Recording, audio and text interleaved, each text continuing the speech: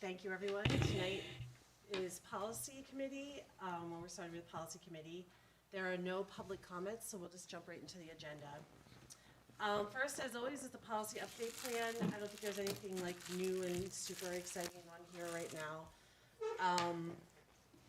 We did push back a couple, oh, there is? Did I miss something? Yeah. We did push back a couple of the PSBA ones just to space things out over the holidays and give Ernest a break. All of us a break, actually. So tonight on the agenda, well, first of all, does anyone have any comments or questions about the policy update plan? Any suggestions or ideas for policies you'd like us to look into, et cetera? Okay, so first up are the policies for second read. Do you want to go through them, or would you like me to flip through? I'll go through them. Okay, thank you. So the first one, and again, we're going to follow a similar format to the last couple of meetings where we'll scroll through, especially for second read, and I'll point out any changes that were made, and obviously the board can comment on any of the feedback that they want to give or questions. So when we look at policy 805, the only addition was made to the area on guidelines under continuity of student learning, and I will go there. And that's where we eliminated a couple of the ideas. I think there was something about a transmitter radio, and we talked about flexible, I'm actually serious, flexible instructional days. So that was actually added, as you will see momentarily. Yep. So mailed lessons and assignments, I think we're going to save money by not mailing anything, and then instruction via television and radio stations were also eliminated. So the real change to this area was the addition of FIDS, which is something that we did last year. Other than that, no other changes to policy 805. Any questions from the board? Comments? So the next policy for second reading is relations with law enforcement. There were actually 0 changes to that particular policy, so unless there's comments or questions from the board, we can look at 805.2 next. Any comments? Let's keep moving. All right, let's keep moving. So this is the final policy for second reading, 805.2. And the only thing that I'd like to point out is the area under school police officers, where you saw, and I'll just show for the purposes of the viewing audience, you saw that there were a lot of deletions from that area. And the reason for the deletions was because the legal citations and also a reference to school police officers following what's based on law and regulations from either the county or the state level. Outside of that, everything is captured within those deletions under those areas. And this is the section here. Okay. Any questions or comments? Keep moving. So now we have 2 up for first read. Yes, the first one up for first read, and I'll go there. It's policy 102. What struck me about this particular policy in terms of the changes, the prior policy was pretty vague. There was nothing listed in terms of content areas. And as you can see here, the deletions relate to, or the additions relate to specific content areas being labeled for the board in terms of academic standards for students to fit. Whereas prior to this change in the update by PSBA, it was just talked about academic proficiency as a whole without listing specific areas and specific grade strands. Okay. So that paragraph is new with the 1 through 10. Yes. any questions or comments from the board, and it's a pretty simple policy. But again, I think their goal was to add specificity for districts and schools. Shouldn't there be a color on that? When you add new stuff, so, Yeah, I think the color, if you go to board docs, you can see the green. And then maybe in the draft. Yeah. It's here. And just to double check with the grade affiliations with the different subjects aligns with our curriculum. Correct, yes.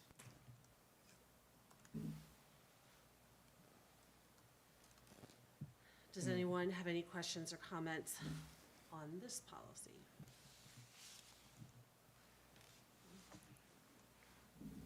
All right, we'll move on to extracurricular activities.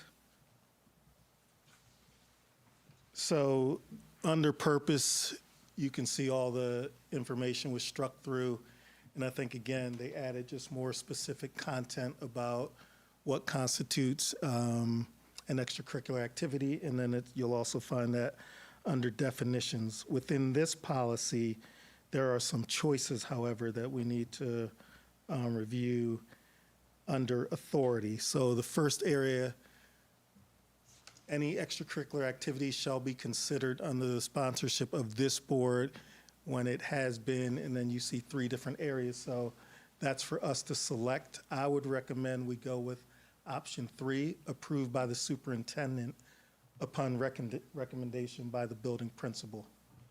Right. Because if it needs a budget, then it would come to us, but if it's something, okay. I'm okay with that. Does anyone else have concerns? The next area, again, for review, the board shall maintain the program of extracurricular activities at no cost to participating students, except that, again, option 1 and option 2.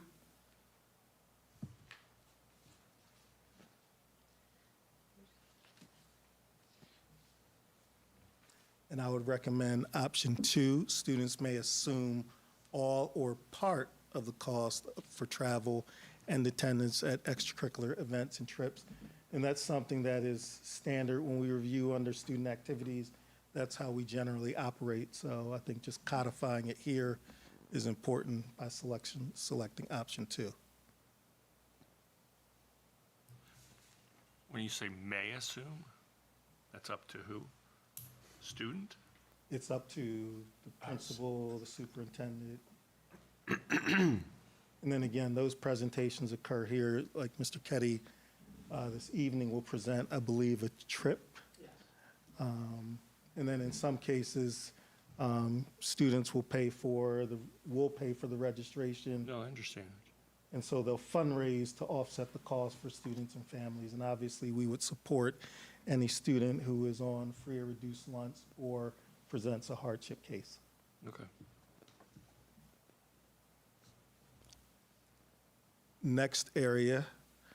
Now, the board directs that no student may participate in extracurricular activities who has not. Now, there are multiple areas. The only one that I have a concern with, because it's vague, attended school regularly. Well, regularly could mean different things for different people. If I go to school twice a week in a 5-day week, that may be considered regularly in my mind, but most people, it would be considered inconsistent. So outside of that, I think all the other areas are appropriate. So you would add 1 and 2? 1, 2, And then there's 6. further down. So it's weird because it goes on to a second page. So for example, you can't attend a sports event or an extracurricular activity if you haven't been in school that day, and number 4 speaks to that. Also, if you haven't returned certain equipment, that would leave you on a temporarily suspended basis. That addresses that. And then adhere to all other applicable conduct standards following our code of conduct that may render you ineligible for an extracurricular activity. So I think all of those are appropriate minus number 3 because it's, again, vague. I just have a question for clarifications, because obviously, like, our cyber students are allowed to participate on our sports teams. I'm assuming there is some sort of attendance done on the day of events, like, there was some sort of way of knowing that they were online and working. Okay.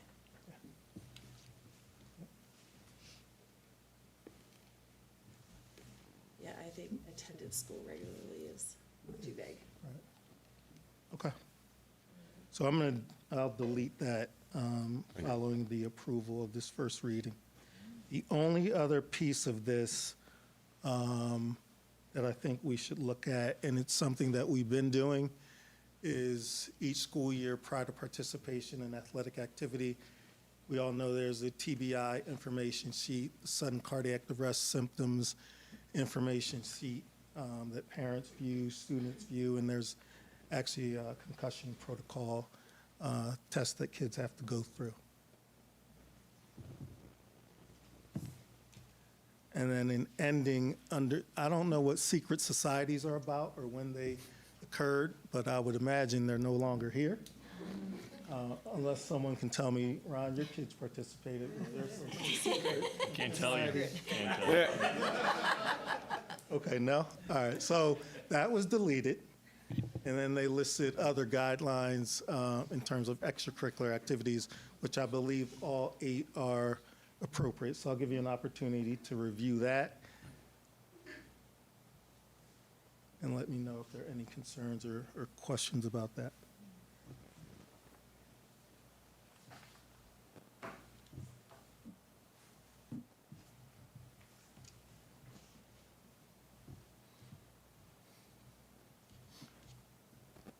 This came from PSBA? Yes.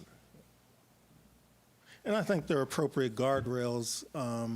Again, I'm not sure what secret societies are about. I think that predates me. But that was deleted, and then that information that's now under guidelines, I think is appropriate in a lot of what we already do. And again, presenting guardrails for schools and districts to abide by. Ron, you're still smiling about that secret society. Sure. Any comments or questions? All right, that concludes the policies for first read. Thank you.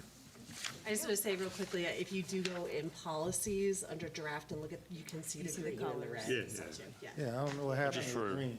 would it be online that way or not? I think maybe just when the PDF was created, maybe it didn't. Okay, so just the presentation. Right, but if you click on policies and go under draft, and you can see the green and the red. Okay, so, hold on, I just logged out of Board Docs, I didn't mean to do that. I believe that is it for policy. Thank you. I'm getting there. Dip. Okay, thank you. No more public comments, so January 5th is our next policy committee. Thank you. All right. Here you go. Thank you for all that public comment Yes. on my list.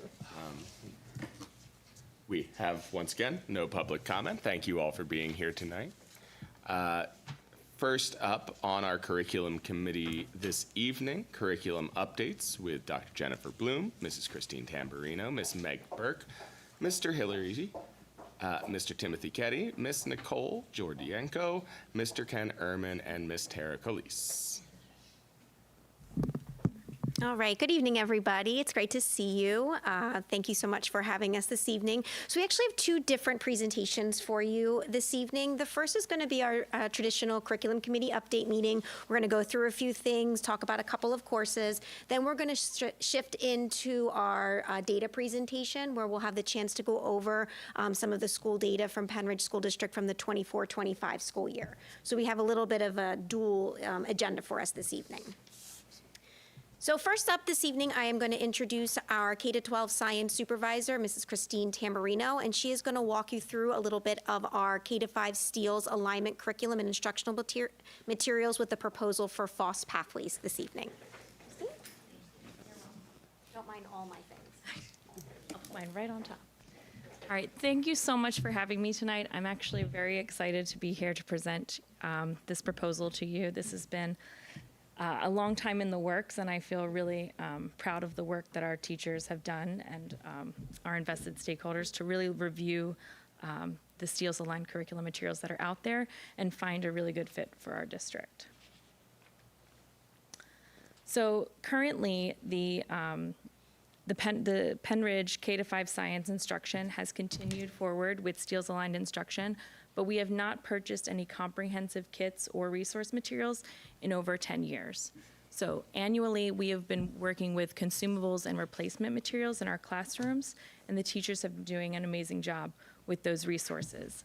However, the teachers are utilizing outdated FOSS kits and are supplementing with STEELS-aligned resources, including Mystery Science, which is a digital lesson platform that we are using right now.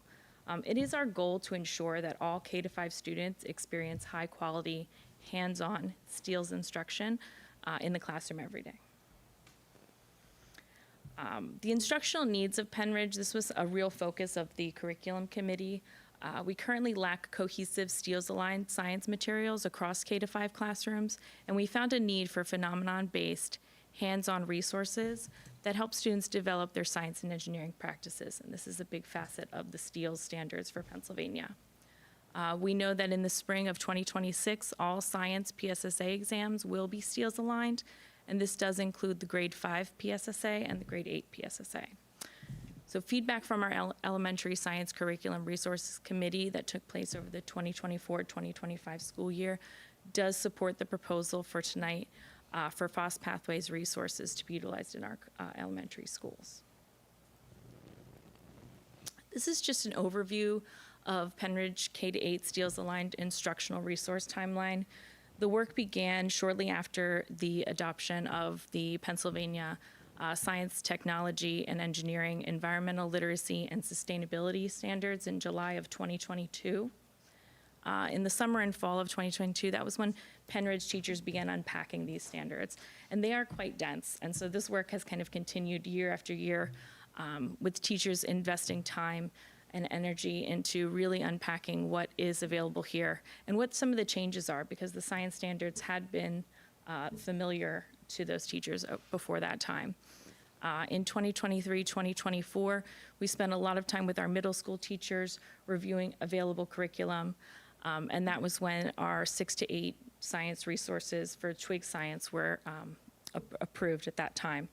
Through the 2024-2025 school year, we had our first year of implementation with Twig Science, and that has been going really well. And I think as we have embarked on our second year, there's been a lot of positive feedback, teachers feeling much more comfortable. So we know that all of the work that went into that adoption is kind of off and running, and we're really excited to celebrate that. In the spring of 2025, we did attend the Bucks IU STEELS Vendor Fair, and that began our work at the elementary level. And I did present on the 6 vendors that came to our school district to kind of present their resources. And through the evaluation process, our curriculum committee did identify high-quality resources that are in line with the Penridge needs. So we continued that research and investigation of both Twig Science and FOSS Pathways, and I come to you today with the recommendation to utilize FOSS Pathways for grades 3 to 5. And I also have a recommendation that we continue utilizing Mystery Science through K-2 instruction and some ideas on how we can build consistency with that in our schools. So if you click here, this link does bring you to our the full proposal, and that is available for everyone. I am going to continue with, I kind of, is here, sorry. There we are. I'm going to continue speaking here, but that is available for review. And that does include links to both the FOSS Pathways curriculum itself and other key links for you to view. But my proposal today is for the full adoption of FOSS Pathways for grades 3 to 5. This is a STEELS-aligned and field-tested NGSS-based resource. So this draws upon the next generation science standards, which are the national science standards, and those provided the foundation for the Pennsylvania STEELS standards. FOSS Pathways does include hands-on investigations. It integrates literacy into its lessons and provides robust digital supports. This proposal does include professional learning for teachers, the purchase of teachers' guides, equipment kits, and student materials. And there's ongoing support from the publisher, FOSS, for implementation through professional development and ongoing digital access. I did want to draw attention to other school districts in our area that are utilizing FOSS resources. This includes the most recent addition of their resources, the FOSS Pathways curriculum resources, which were released in 2024, as well as their previous resource, the FOSS Next Gen resource. So that was released in 2019.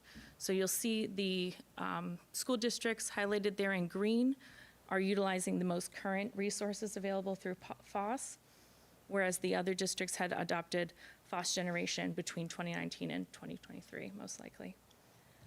The yellow indicates that one of our school districts, Neshaminy, which is currently under a pilot year.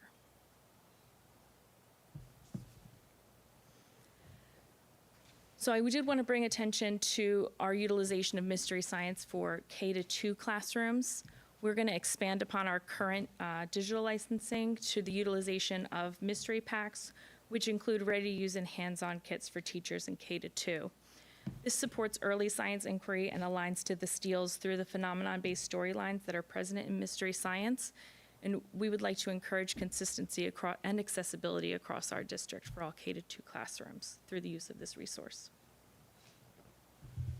So does FOSS make anything for kindergarten through second grade, or why is there a switch? Or why is there, I know you have the. Yeah, they do make, and I think that it might be a good idea for us to continue reviewing the expansion of our science instruction in K-2 as we move forward. We made this decision looking at the fiscal responsibility of our school district. There's a lot of conversation about how we can continue to grow and develop our science instruction in the elementary grade levels. I think at this time, we felt this would be the best investment for our schools. And how do you ensure a smooth transition or alignment between the two? Is it, I mean, Oh, between the two? Yeah, I We mean- keep the standards in mind. Okay. That's where all of our instruction will build from the standards. And since our teachers have experience with both mystery science and FOSS kits in terms of the previously released program, I feel like we're going to have an easier time lifting to the Yeah, use of no, I these understand. newer programs. But yeah, both of these curriculum take into account the STEELS Alliance standards. On this slide, you'll see a breakdown of both the FOSS Pathways investment of materials and resources. The company is actually breaking down the investment of materials over the first 4 years for our purchase.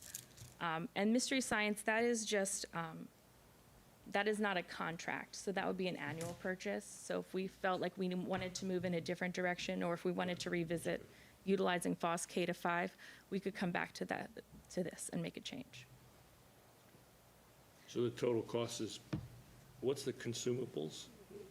I did want to bring attention, thank you for bringing that up, Mr. Wurst. I did want to bring attention to just the gray area. That is our current budget for science Right. consumables. So I just wanted to subtract that from what we were looking at. Well, are there consumables in the FOSS too, or is that part of the Yes, whole that's package? part of, everything in the first column is a part of the Includes it. comprehensive plan. It does have annual consumables. That's similar to what we're utilizing now, because teachers are still utilizing resources from FOSS, which include living materials. Our students very much enjoy those opportunities where they can see different organisms in the classroom.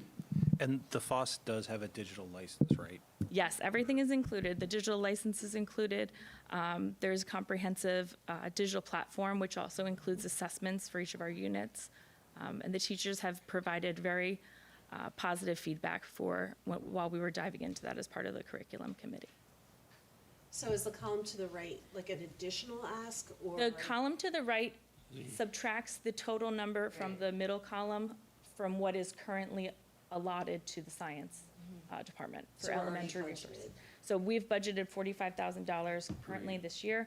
Taking into account that, we're looking at an additional investment of the final column, Okay, additional. if that makes sense. So you might go over this already. So that's the additional cost, but that's not including the materials? Everything is included. Oh, because over here it's, oh, The okay, total, so, So, the total cost of investment material year one only is in there? The 243? So the way that FOSS allowed us to break it down is the total investment materials, because they understand that it can be significant. They've allowed us to pay 40% of the total investment materials year one, plus the annual, which accounts for the 183,453.20. They've allowed us to then have 20% of the investment paid over year 2, 3, and 4. Got it, thank you. Yes, of course. So I like the direction that we're taking. Were we really just that off in our budgeting before? Like, is that just not realistic for I schools think these it days? had been a long time since we invested in materials. This isn't something that is, you're not going to see these large numbers, every single year, but I think that this is an investment for us.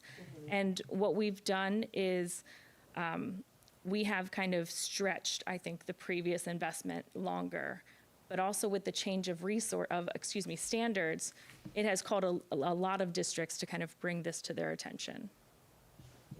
so year 5 and 6, would be the consumables then? There's That is only the annual cost. The annual? Yeah. And that would include the consumables? That includes the consumables, the digital licenses for students and teachers.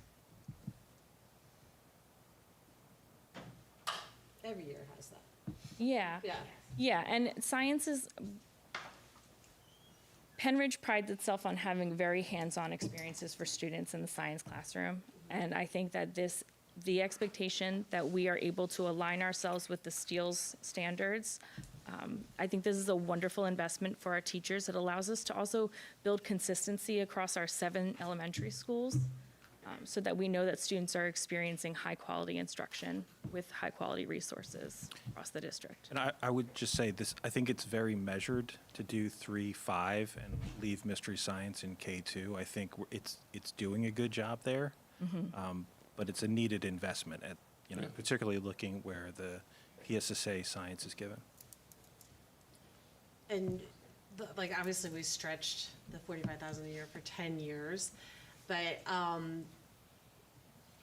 how long is it until we'd have to kind of reinvest again? So I understand what you're saying, that they Yeah. took that initial investment, spread it out over 4 years. Is it gonna be year 7, like, oh, and now you need to reinvest again? Like, Yeah, I think that as a curriculum office, we're looking to build more of a renewal cycle, so that we would be looking in a timely manner every 6 years to kind of evaluate our resources, make sure they're still current, and then communicate with our resource partners as to whether we want to move forward. But there's a process that I believe Dr. Bloom is going to present that Yeah. kind of speaks to this. Absolutely. That was the process I had shared a few presentations ago, and Mrs. Tamburino is correct. It would be roughly every 6 years, just so that we are staying on top of Pennsylvania state standards and any changes that could come in, to make sure that we're still aligning our resources to best practice and instructional outcomes. It is not typical, in my experience, that every 6 years we need to completely tear down everything we've done and rebuild again. Typically, it's just continuing to re-up what is working if our test scores are moving in the right direction, our instructional practices are moving in the right direction. However, when the state comes in and says we're redoing the standards for everything that a Pennsylvania elementary school student needs to know, they sort of have us on having to then redo our whole curricular needs, which is why we hadn't looked at them in over 10 years, because the science standards hadn't changed. They were aligned to next generation. With the change in 2022, most districts have either made this lift already or are making it now. But we'll come back to science again in about 6 years, since we are investing so heavily in it now, to see where we are. Do we need to do any other vendor looking? What are our scores like? What do our professional development look like? And then we can make those fiscal decisions at that point. Yeah, no problem. and I apologize if you already went through this, but what other, besides FOSS, did you look at other We did. packages also? Yes. Okay, I think you went through it before. I did, but that's okay. I'm happy to do so now. We reviewed Amplify Science, Discovery Education came to present. Our top 2 contenders were FOSS and Twig Science. I remember that now. Yeah. And I apologize because it was last year, but I can send over an exhaustive list of what we No, it's reviewed. okay. Yeah. I'm remembering it now, thank you. Just was relying on your memory. Thank you. And as we are doing currently with our Twig Science, we do want to make sure that we're tracking the impact of our investment and our resources. So we will continue to monitor our progress through teacher feedback surveys and walkthrough data. We do want to collect ongoing work samples of students. We do expect that students will continue to utilize some of the best practices that we have going on, which is that claim evidence reasoning response you've heard me talk about. We're hoping to bring that down to the lower levels. We're working on that work right now, actually, and I'm excited to bring some celebrations to you later in the year. But we will utilize our year one reflections and make adjustments for year two to make sure that this is an ongoing review process. Are there any additional questions? Thank you so much. I do have one more question. So, yes. So I know you said that these align much closer to the Pennsylvania, but like, does FOSS just for Pennsylvania, or are they for? FOSS isn't just for Pennsylvania, though their most recent FOSS Pathways curriculum does provide the phenomenological basis that the STEEL standards kind of imposes and aligns for Pennsylvania students. There is, this is a national curriculum, but there are a number of districts in our area that are utilizing it and seeing very positive results on the estate assessments. So through our analysis, we did rate this as one of the most aligned, and we're looking forward to utilizing it in the classrooms pending. Thank you. Thank you. Oh, I'm sorry. Oh, yes, go ahead. Because I know it says hands-on, do you know out of the ones that you look at, like, does this one have the most hands-on? This one had a very nice balance of both digital and hands-on curriculum. FOSS prides itself on making sure that the students are actively engaged in the classroom. And I think our teachers noted in their feedback that this was one of the most hands-on that they were looking at. Getting students involved, getting them up, utilizing best practices for conversation, that student discourse that we'd been talking a lot about through the middle school evaluations. But those were some of the notable feedback from teachers. Thank you so much. Thank you very much. So this will then be up for you to consider for the November 17th board meeting then. This will be one of the approval items.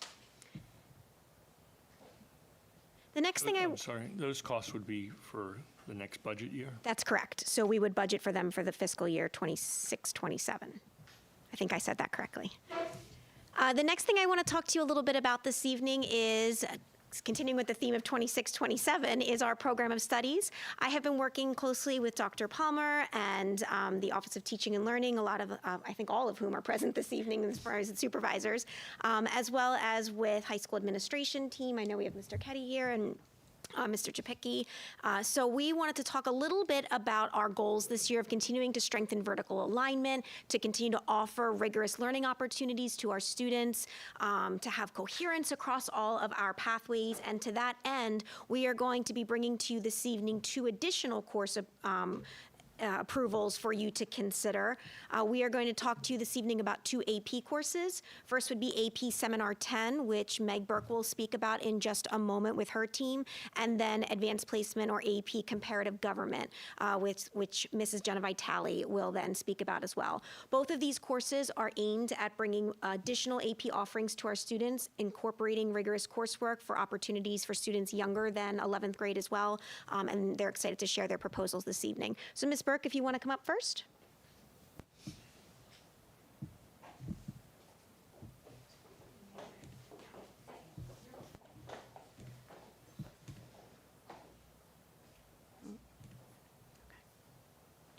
Move this down.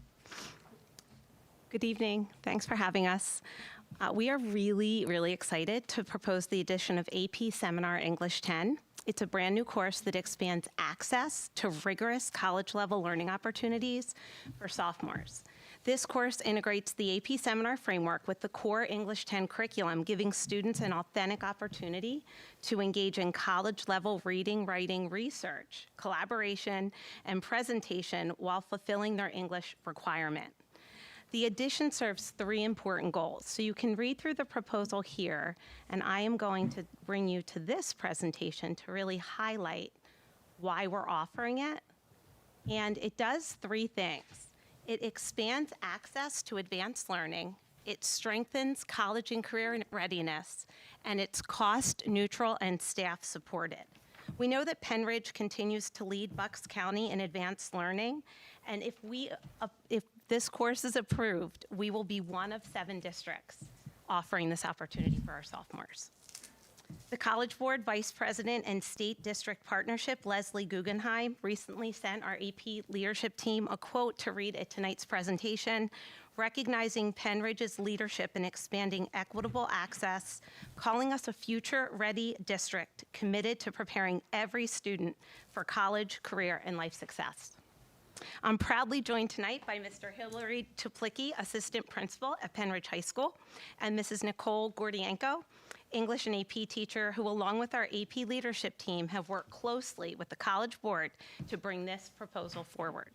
At this time, I'd like to proudly turn it over to Mr. Tuplicki and Mrs. Gordienko to share more about the course design, its implementation, and the vision for AP Seminar English 10, and answer any questions you might have at the end. Thank you.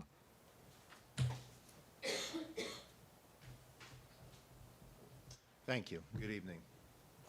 Before I jump into kind of explaining some of the purpose here, I just wanted to maybe give you the quick Cliff's Notes or Spark Notes version, depending on your generation, of what exactly AP Seminar is. AP Seminar is a course, it's one of 2 courses that are part of the AP Capstone. AP Seminar is a course in which students are asked to research, discern and disseminate sources. They are asked to present information in a written, oral, and individual and collaborative form, all of which are recognized through College Board with the tasks that they are asked to do as part of the evaluation process for their score. Having now had the opportunity to see what goes on in most AP courses at a pretty close level, being the AP coordinator, I can say that AP Seminar is probably the most skill-rich. AP courses traditionally have been content-rich and very rigorous, but AP Seminar is a skill-rich course that teaches those skills, and the skills that students learn in AP Seminar are some of the most transferable skills moving forward into advanced grades, and of course moving beyond into whatever their endeavors might be after high school, including college. So the purpose for offering AP Seminar English 10 is to take everything, all the richness of AP Seminar, which is successful right now in our buildings, and we're doing very well with the course, take that and offer it to our 10th grade English students, combine the courses, and give them the richness of AP Seminar while also honoring the literature that we've been presenting to them through our American Literature Honors course. The good thing about AP Seminar is you can still teach the same skills, give students the same experiences, but you can interchange the texts. In fact, every year as part of what's called a stimulus package, has nothing to do with economics. They present cold materials to the students in the AP Seminar classes, and the students are asked to do things with them. They're asked to combine them and use them and connect them with each other through skill-based thematic means and argumentation and things like that. As teachers in an AP Seminar English 10 class, teachers will be able to utilize literature, fiction, nonfiction, different genres, which AP Seminar actually already does sometimes. So if you come to the end of an AP Seminar course and they send you the stimulus package, you might see a poem, you might see a work of art, you might see a traditional text, you might see a couple articles and some research, and students are asked to put it all together and figure out how all these things can be connected, which takes a lot of research, a lot of deep thinking, and what I call deep literacy. So we believe this course, I'm not going to read that because I don't want to read a slide to you. You can do that yourself. But we believe this course is really going to give us a boost in terms of the experience for students at that level, and also welcome some new students in who maybe wouldn't normally take an AP Seminar course. And that's the whole point of the AP Seminar course, being at that high school entry level and really being a course that's going to develop some significant skills moving forward.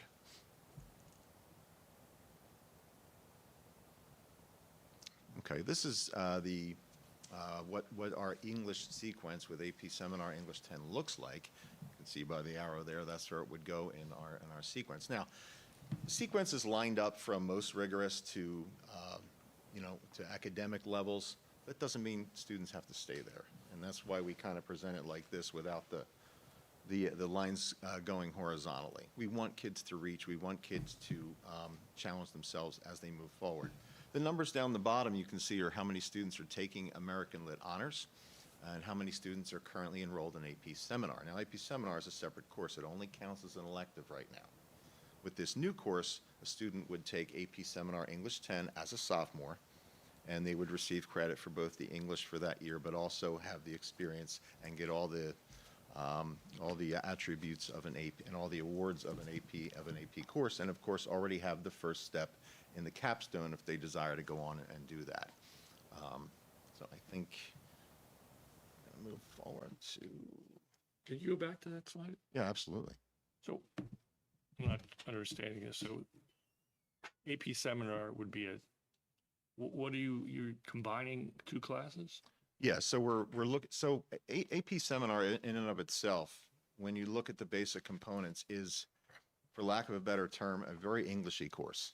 Okay. A lot of the literacy demands placed on students with the research and the reading different types of texts and having to identify and defend and rebut argument represents deep literacy, and that's what we want them to do in an English class. Ultimately, we want kids, of course, to have literature and have those literature experiences that are part of the chronicle of our story.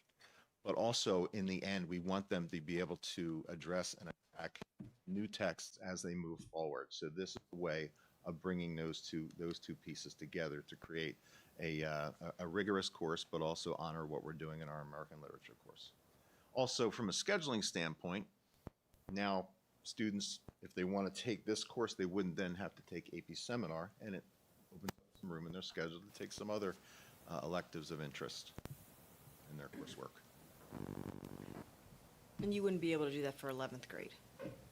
Not the AP Seminar English 10, but you can certainly take AP Seminar in 11th grade. Some seniors take it as a standalone in 12th grade just because they want that AP Seminar experience. So AP Seminar, as it stands now, will continue to exist. This will just be another way of offering that level to 10th grade students. I think, yeah, it's very nice because you get them both. So Yeah. that's why I'm saying, Get can you all offer that the for the 11th? accolades for Yeah. both. Yeah, that's nice. Is this you? Is that you? Is that you, Nicole? All right. Hi, good evening. I'm Nicole Gordienko. I am an English teacher and I teach journalism, and I taught AP Seminar last year. And I've been working with a team of teachers to explore the AP Seminar 10 option. As Mr. Chaplicki said, it will not replace the AP Seminar elective as it is, so we'll still have the elective in place for kids who want to take it in 10th, 11th, or 12th grade. But it gives the kids in 10th grade another option to kind of mesh those things together. So I'm just going to kind of give you a little bit of an overview of the course outline. So the College Board sets the curriculum, the framework for the curricula. So basically, we are allowed to use the texts that we choose. So the texts, if we do the English 10, we can still use the text that we already have for American literature. So, we're not looking to purchase other texts, but we've already started to discuss the texts that we already have and how we can use them in the seminar course. Currently, in regular AP Seminar, they're using texts from other disciplines, science texts, history texts, English texts. They're using TED Talks. They're using articles. We would still pull in those other, cross-curricular content for kids to examine. As Mr. Chaplicki said, it is very heavily, independently researched. So they are diving deep into it. They are making those connections. They are using real world as well as literature. So it's not going to lose that literature component, but we're going to bring in the real world aspects as well for them to synthesize, evaluate, for them to really kind of look at these and present them and write papers on them. So a little bit of what the College Board asks you to do. So there's 2 performance tasks that they have to do.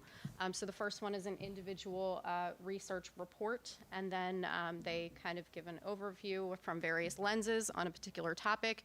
So that topic could come from themes in the American literature textbooks, and then they're using cross-curricular content, such as science texts or history texts, or again, TED Talks, articles from around the world, to bring in other perspectives on those lenses. And then they learn how to present as a group, and they go up as a group together. These are amazing skills for a 10th grader to learn, to present together, to go and speak in front of others, to organize a presentation in a way that is coherent.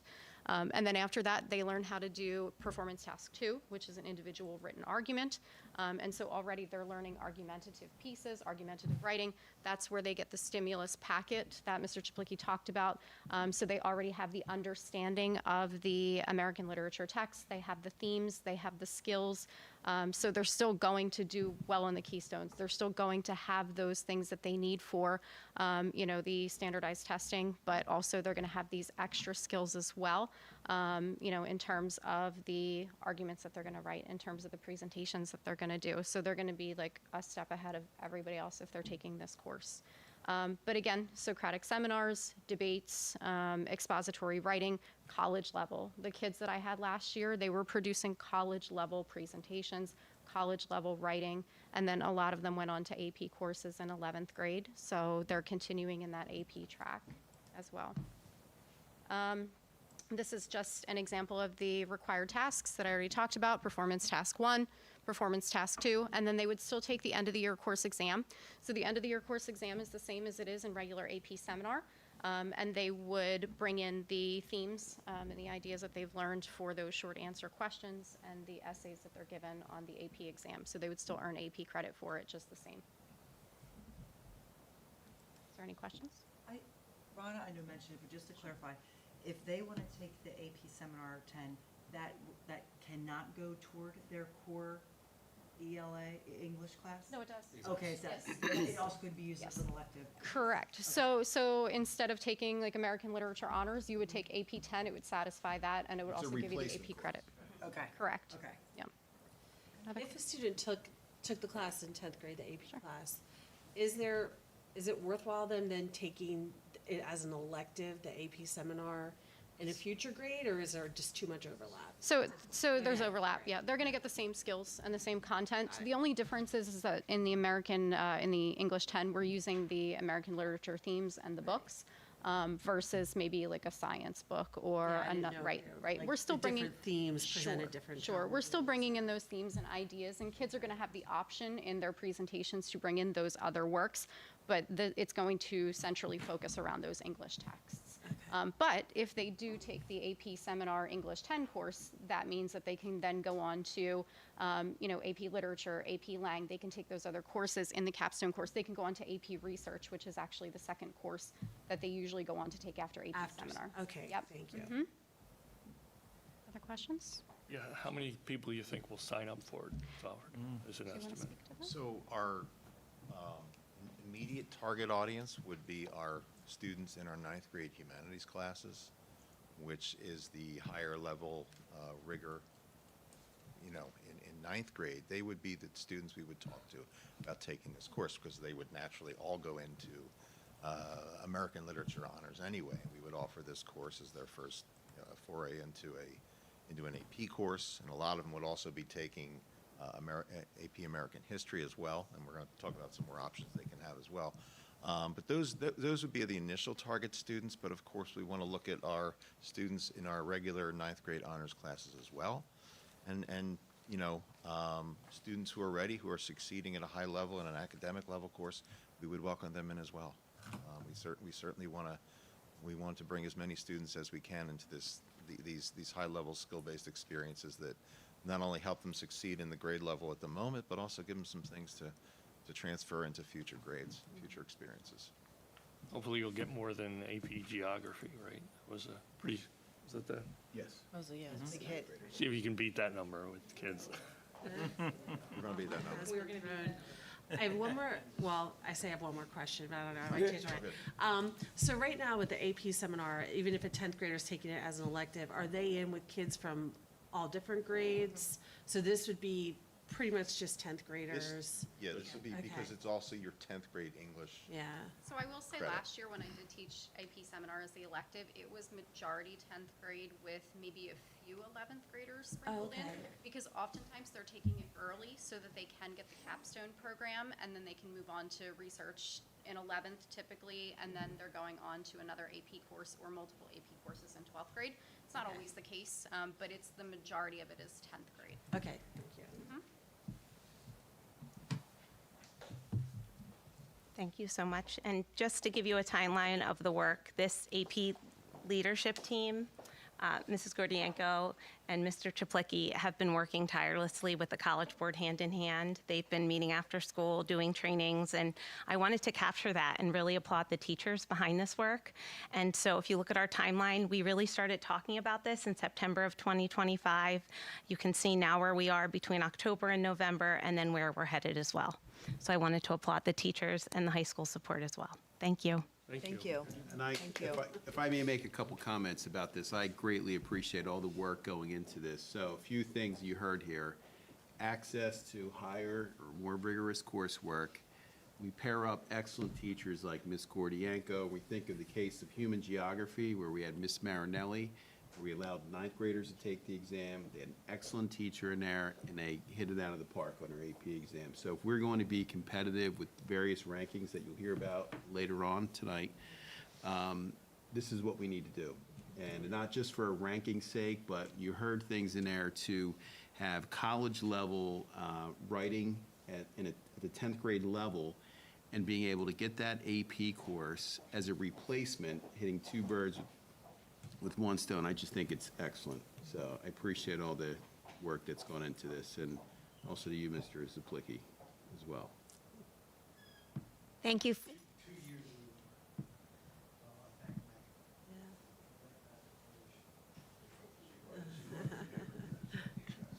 Thank you. This is amazing. Background things you didn't know. So that was one of the two courses that we will propose for your approval for the 26-27 program of studies. This is the second one, Advanced Placement Comparative Government. So Jenna will talk us through that. So Ms. Vitale? Good evening, how are you? So I'm going to propose Advanced Placement Comparative Government. It will, Dr. Barrios just kind of took the words out of my mouth for the reason that we're here to propose this new course for social studies. This is a course that would be offered to 10th, 11th, and 12th graders as a social studies credit, and it is another feather in the cap of our district's goals toward career and college readiness.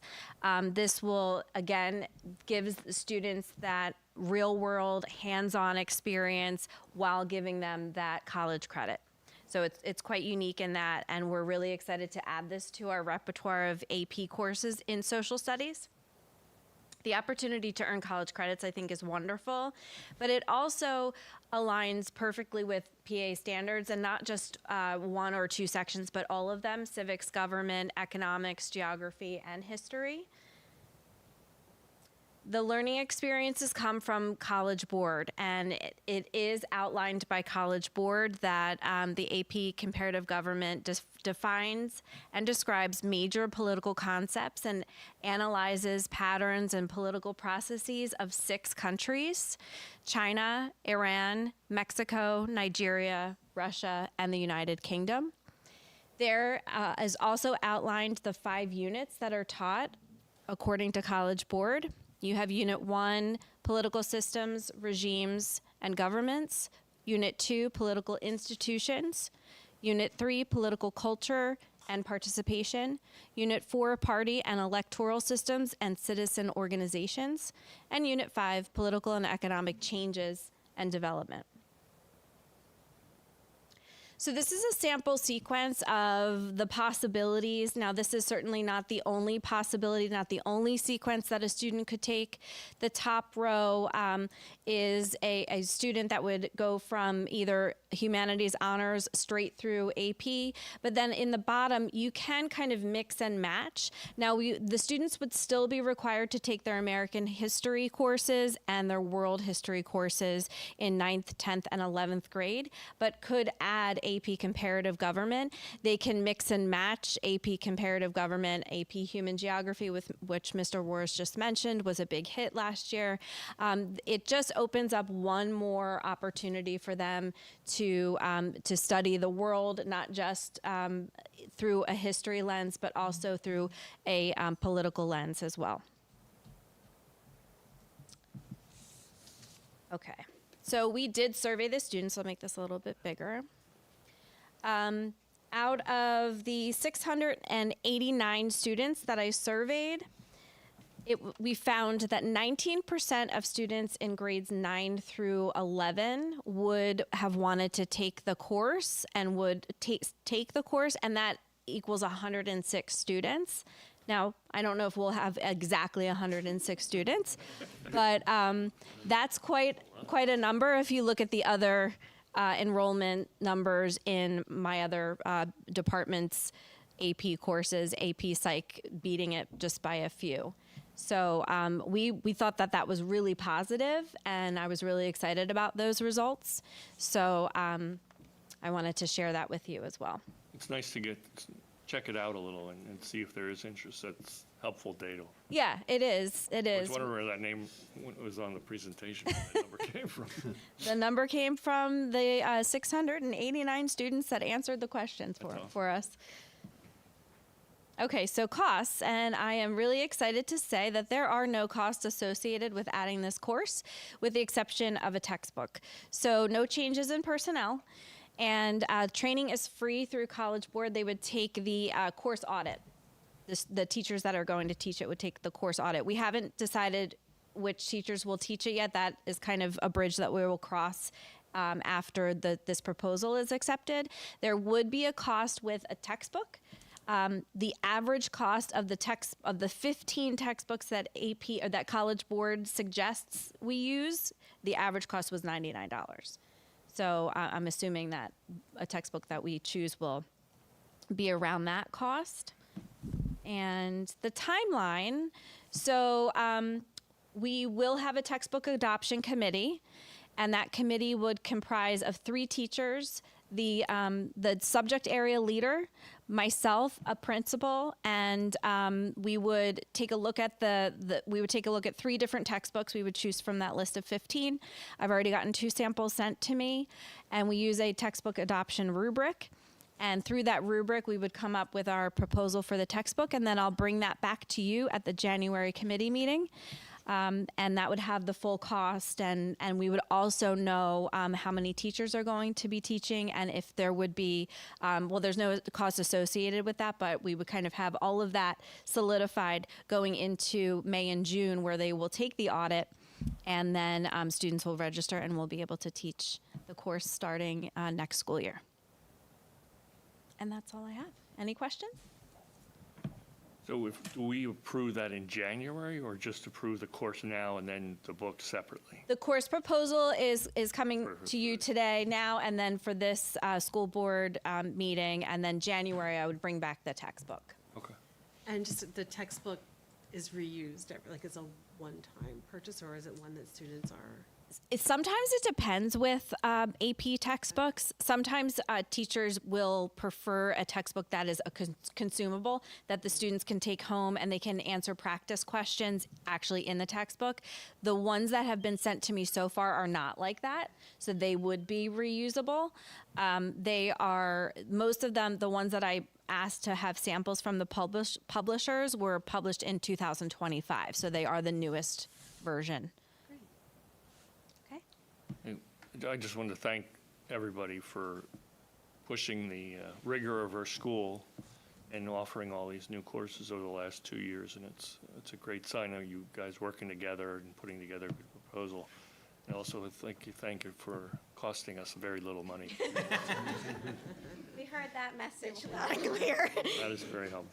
Just a huge thank you to everyone who's presented so far. You can see how much of a heavy lift we have been taking on since summer and just the first couple months of school, and every person who's presented this evening. And there's so many people behind the scenes who aren't here presenting that are in it with us in the weeds, doing the research, sending out surveys, making sure that we're doing not just what's right for Penridge students, but what feels great to Penridge staff as well, to be able to bring these rigorous opportunities. So I'm just very grateful for the team that I have surrounding me. So huge thank you to them. All right. So just to finish up this part of the updates, I just wanted to give you another quick update for our Penridge Cyber Academy. So currently, right now, we have a total of 97 students enrolled, and you can see the breakdown there by grade. We did parcel out as well students with IEPs and students who are also in our tech school.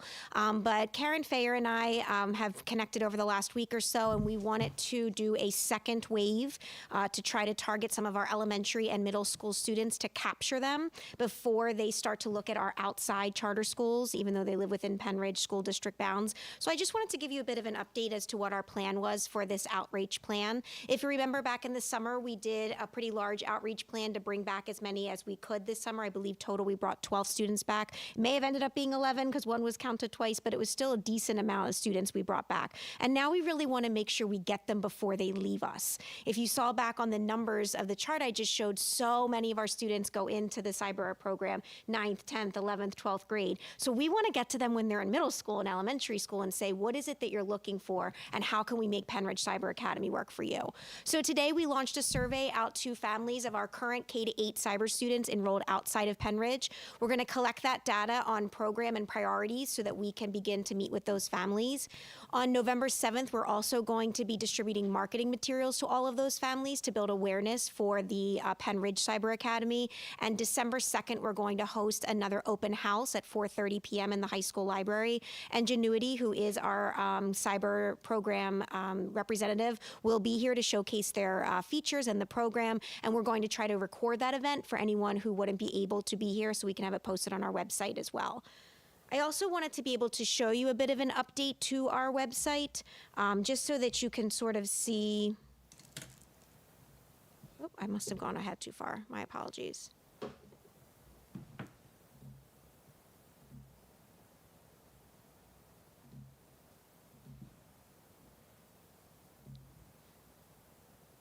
We did a pretty decent update to our website this month. So right now, if you go over to schools, you can actually see where our Penridge Cyber Academy is now listed here, just so that we can make sure that people know that this is a part of us. This is a part of who we are. This is an option for our students. And when you click on it, it's robust now. It has our offerings. It has the clubs, sports, and activities that students can participate in by joining the Penridge Cyber program. It outlines our vision and mission statement, as well as gives our contact information for Mrs. Fayer, who is our Penridge Cyber Academy leader. It goes all the way into details about things that they might not know if they were a Penridge student going to a different outside charter school, frequently asked questions, contact information.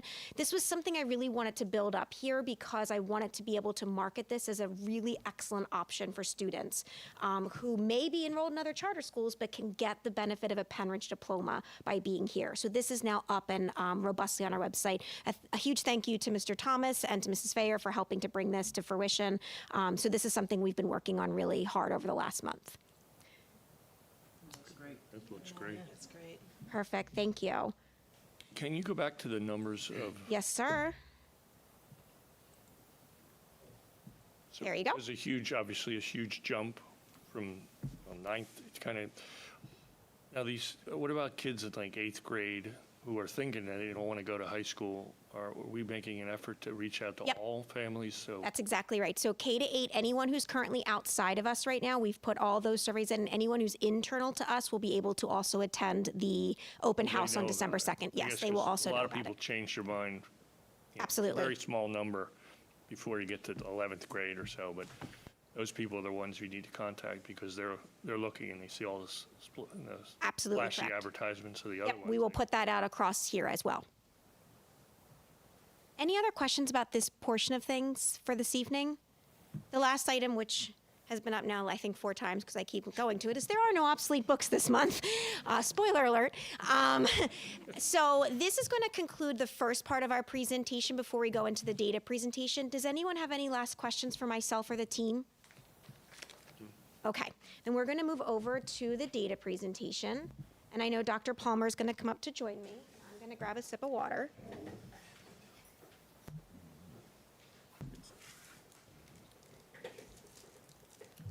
Okay, so before we get started on the data presentation tonight, I want to share with the committee and with the public and for anyone listening at home right now, we're going to go through a lot of different numbers with you.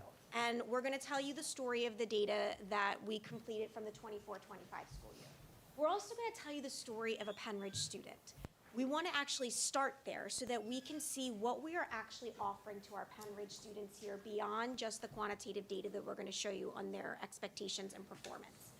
Some of the numbers are going to be exciting and you're going to be like, that's awesome, we're doing great, this is the area where we're knocking it out of the park. And some of the numbers you're going to have questions about. And you're going to say, why did this fall? Or what happened here? What are we going to do with that? And we looked at the data and we had the same thoughts, we had the same questions, we had the same wonderings. And we also have started to build our plans. So I want to be able to share with you tonight not only the information that we have, but what we're going to do with it. Because every new information that we get with data is just a new start to take the next step. And that's what we're sort of going to go through with you this evening. So first, a very brief history lesson on a definition of terms from the Pennsylvania State System of School Assessments and all of the other data that you're going to see tonight. So the first thing we're going to go over with you tonight is the PSSA. This is our mandated exams in ELA, grades 3 through 8, mathematics 3 through 8, science, which was 4 to 8, and then moved to 5 to 8 last year. Our Keystone tests, which again are state mandated, and end of course examinations in literature, algebra 1, and biology, and they can be used for a graduation requirement.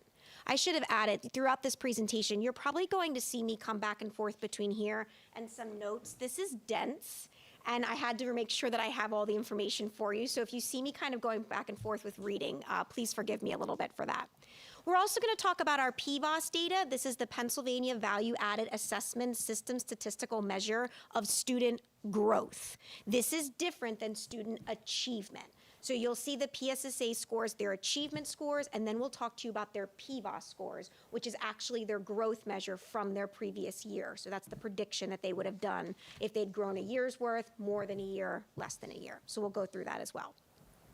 Your AP or advanced placement courses, they're end-of-course exams developed by the College Board in art, science, math, humanities, and language. And students may earn college credit if they earn a score of a 3, 4, or 5 on the AP exam. NOCTI is also something we'll discuss tonight, National Occupational Competency Testing Institute, and this is exams for students in career and technical programs at Upper Bucks County Technical School. And this serves as an industry-recognized credential and for graduation requirements. So I said when we started this evening that yes, we're absolutely going to go over the quantitative data for our students, but I want to give you first a snapshot of who it is that we're educating here. So currently we have 3,427 secondary students in Penridge, a little over 2,500 elementary, with just under shy of 6,000 students in Penridge total. There are 34 languages spoken here at Penridge, the top 10 being Russian, Uzbek, Korean, Albanian, Haitian, Creole, so much more that's up here for you to take a look at, Arabic, Spanish. 22% of our students receive free lunch here and 23% receive reduced lunch. You'll actually see some of that data parceled out for you this evening when we disaggregate the data to look at how our different populations are doing in our PSSAs and our Keystones. We have 22% of our population currently receiving special education services and 5.4% receiving gifted services. We have 402 students enrolled in the Bucks County Technical School programs, and over $3.5 million in scholarships were awarded last year.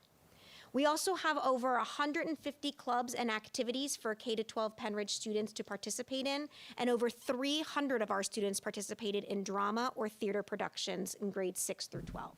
So that's a really impressive, well-rounded list of things that a Penridge Ram has the opportunity to get here with our education. I also wanted to provide you a brief snapshot of music and art. So I'll start with art because it is up here, and then I'll click on the music one. But we were recognized, and I believe this was brought up at our last board meeting as well, by the Pennsylvania Art Education Association as an outstanding visual arts community for 24-25. You can see the different pillars that define this as an outstanding visual arts community, including rigorous and inclusive programs, accessibility to programs, and highly visible programs that recognize the art accomplishments of our staff and our students with events, social media postings on our website, and so forth. So that's a big honor for us as well. I also wanted to just briefly show you where we were with music in the 24-25 school year. So you can see the large number of students that are involved in our orchestra, band, or choir, beginning in 3rd grade with orchestra, all the way up through our seniors here. That's over 1,000 students in choir, 600 students in band, 650 students in orchestra. That's quite an accomplishment with all the other data we're going to show you this evening. We also have our music ensembles here, so you can see the different performing ensembles, the select ensembles that perform, and then our festival participation as well each year. So again, a really well-rounded repertoire for students to be a part of here in Penn Ridge. Moving on to athletics, these are multi-sport athletes, so this is not 724 individuals, but they are multi-sports in middle schools. So we have students participating in cheer, football, field hockey, softball, lacrosse. You can see the entire list there for you. Over 1,000 athletes participated in high school sports. Again, softball, cross country, bowling, water polo, flag. All of these things are available to our Penn Ridge Rams, and they're taking advantage of them. Our unified sports team, track and field, strength and conditioning, bocce, they are competing this year in the 2026 Special Olympics in the USA Games in Minnesota. And they've competed on the state level for the last 2 years. So we're going to get into all the quantitative data about the achievement, about the growth, about the wins and the gains and the opportunities. But this is who we are, and this is important for the community to recognize as well. We have so much to offer here, and our students see it, they know it, and they're participating in it. So let's talk a little bit about the academic data this evening. I'm going to start you off tonight with students enrolled in our AP courses. So this is going to be one of your happy charts. So you're going to see this and feel good about it because all the blue lines are going up. Up is good. We'll get to down later, okay? So that way you can sort of see where we are right now. Blue is your 24-25. You can see that we are moving up in almost every single area. Tiny dip in math, and I think that's our comp sci class. But everything else there, our AP numbers are so high. 338 students in social studies, 365 in science, 279 in English. We even have a decent amount taking art and world language AP courses. So this is a feel-good, proud moment for Penn Ridge. We do have a lot of students taking advantage of our academic rigorous coursework. Of those students enrolled, here are your numbers of students who are actually taking the exam. So natural question, right? Jen, if there are 338 students enrolled in social studies, why are only 268 students taking the exam? Good question. So a couple of things to think about. First, this is still a student choice. Students have the choice of whether or not they want to sit for the exam. We will, of course, encourage them to get in front of that exam, give it a shot. You've been well prepared, you're ready for the rigor of it, but it does come down to their choice as well. Another reason some students don't sit for the exam is not all of the colleges students that are applying for will take AP credit to make into college credit when they go there. So if they know that ahead of time, they may say, I'm not going to sit for that test. They're not going to take my college credits anyway. Another thing that can not work against us, but it is a little bit of one of those asterisk moments, is dual enrollment. It's a wonderful thing, but if a student is dual enrolled in a course, that could mean that they would get their college credit without taking an AP exam. So that's some of the reasons not every child in an AP class will sit for an AP exam, but we have good numbers coming in, 268, 252, 240 students taking these rigorous exams across the board. It's another feel-good bar chart. All the numbers are going up. Okay, so we're looking here at the total number of AP students with scores 3 or above. You heard me mention in the last presentation that students with 3, 4s, and 5s can get college credit for these courses if those colleges accept them. In 2025, we were up to 93% of our students who took the exam getting a 3, 4, or 5. Take a moment there to think about what that means for the instructional leaders in front of them. That means their teachers are out there doing the hard work, getting that content with them, making it engaging. That's kids who want to learn, who are being driven to learn, and then who are performing on that assessment at the end. That's a huge credit to our instructional leaders in the classroom, principals, and the students who are putting the effort in. So really, really great data. If you take a look at this slide, we have students more taking the test and our scores are still going up. This is a good thing. I do want to put a bit of a caution here because we talked tonight about adding more rigorous coursework, more AP courses for students, AP Comp Gov, AP English 10. At Penn Ridge, we're really focusing on the philosophy of breaking down the barriers to allow more students the opportunity to take rigorous coursework. That's a good thing and we should be proud of it. But that means that sometimes we are going to have students who are going to get in there and they might get a 2. They might get a 1. It may not end up coming out in fruition for them in the end. But we would rather see students take the risk, try, get in there, be a part of a rigorous coursework, and not get that 3 and see a plateau or a little bit of a dip in how many 3s we have, than to eliminate that student the chance of taking that rigorous coursework. So I just want to say, with the more AP courses we offer, the more opportunity we have for students to take it, you could see a plateau in your 3s, 4s, and 5s, depending on how many students are in the course. Not a bad thing. It's just a bit of a philosophy switch, if that makes sense. Do we know a percent, I didn't see it. What is the percentage of our students that take AP courses? I don't know if I have the percentage that take it. I have the number of who take it here per grade, but we could certainly get that for you. Yep, I don't have the percentage, but I can get it for you. I think it's in one of the later slides is when it compares to other schools. It's in your rankings? Yeah, we'll get there. Dr. Palmer said it's in his rankings presentation. So I also want to share with you the achievement comparison for Penn Ridge High School versus the national scores. Please note that the 24-25 scores are not out yet. They come out in early December. That's why you don't have that third bar there. We only have the last 2 years. They'll come out in early December, and you'll have those there. But again, we're performing well above, where our other scores are across the nation. Well, can I interrupt there? Of course. I've talked about this before, and when we compare ourselves to the national average, that doesn't really mean too much. What I always suggest is we should be comparing ourselves to neighboring schools. Yep. In the county, maybe, or something. I don't know how easy it is to get that data. It is easy. That information comes out in December. Okay. So as soon as that information comes out, we'll actually bring that information back to a January board Are you planning meeting. on the county level or just like neighboring? It will be our schools or- comparative schools around us who have the similar makeup to us. Okay. So definitely the county. Dr. Palmer, I don't know if it goes beyond the county, but I believe definitely in the county. Yeah, through Linkit, they produce a peer comparability report for us. So we'll be able to analyze how we do looking at similar peers. So they have 150 districts across the state. They'll look at districts that have very similar socioeconomic, demographic backgrounds to us comparably. And then we'll be able to see that. And when you see it, you'll see that we do quite well in comparison. So we have our Navigator reports laid out that way, but the state data is being released this month.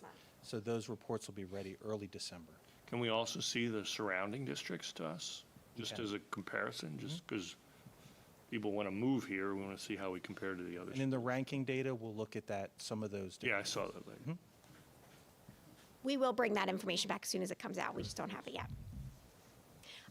Dr. Palmer, I think you were going to go over a little bit NACTI, so you can head on up there for that one. Hard act to follow. There you go. So we talked about the NOCTIs, and we brought you very similar data last year. Again, these are for our students who are participating at the tech school. You'll see that we've had the same number of students participating. These are our seniors taking their NOCTI exam. These are really, really rigorous exams. And the colors you see up there, the green is advanced, the blue is competent, and the yellowy orange is basic.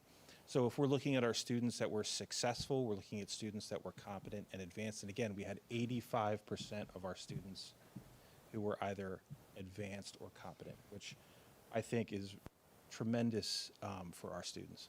Those are the number of students, 78. Are they Penn Ridge students? Or Those they're are just Penn Ridge? our Penn Ridge students. And how many, I guess my question is, you don't have to take this exam, right? Does it benefit the kids when they take it for getting a job? or- Yes. So Yeah. what percentage of the kids in Penn Ridge take the NOCD exam? I don't know the number of students that are in the program that take it, how many are participating. I don't have that data, but we can get that for you. Yeah, it's kind of, I mean, this is one way of judging how well we're doing it, but if people aren't taking the exam, then is there other ways to judge how we're doing at the tech school with those kids? Yeah, we can look at their performance rates to see how students are going to get through, which is something I think we're investigating right now, looking at their completion scores, what % of our students are able to be successful going through, completing their end-of-course exams. You can tell when they get a job, and that type of thing is really the ultimate success coming out of the tech school. Yes. So we're going to go through, and you're going to see a lot of bar graphs. So don't be overloaded with these. So we're going to start, we're kind of working our way down. We started with AP. We're going to now look at our Keystone data. So this is our Keystone data going over the course from 21 to 25. So this is our last 5 years that we've done. You'll see that we have increases in Algebra 1 at the middle school and at the high school and in biology, and we had a decrease in literature. Now remember, these are at, each of these is at an end of course. So literature is typically the 10th grade, but this also includes our 9th grade retesters, our 11th grade retesters in that score, which is part, I think, of the drop. We haven't really been doing as much retesting, and this past year we really tried to push to get as much retesting as possible for our kids to ensure that they were passing. So you will see kind of a theme with us. We've seen dips in literature, particularly in ELA. That's a common theme across the state. So when we met earlier this summer, we learned that all of the districts really saw a drop in their ELA scores. And there's a lot of contributing factors to this. I think some of it has to do with the move to online testing. Some of it has to do with changes in instruction, and some of it has to do with, I think, realignment of the course. So we're in the same boat as a lot of other districts. Well, pretty much all the other districts saw dips in these scores, but that's going to be an area of focus for us over the course of this school year.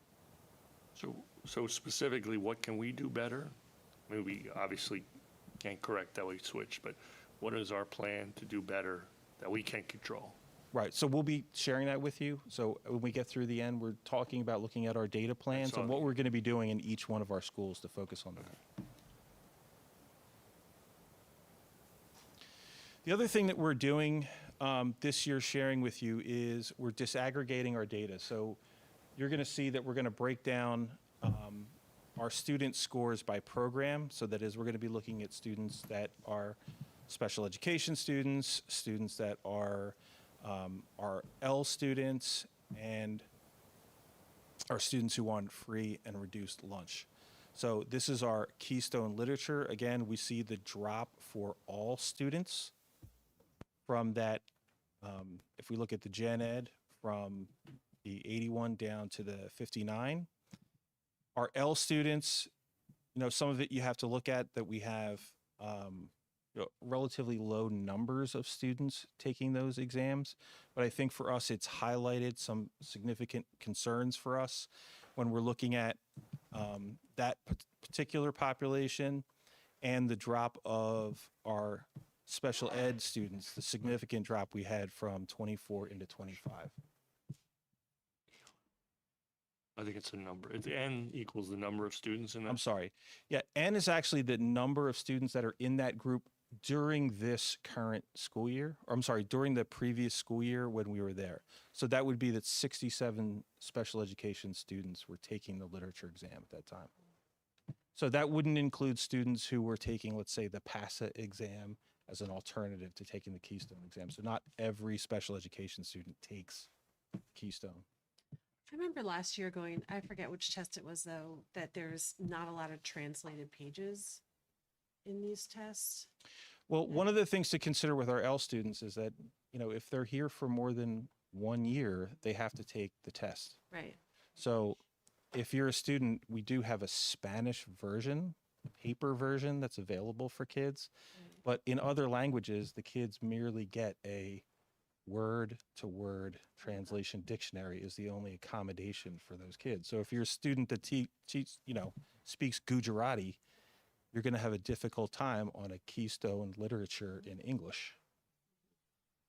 So that is an expectation that there would be a challenge there. But it's something that, is important to us that we need to focus on. Now, again, the Keystones, generally, this is happening at high school.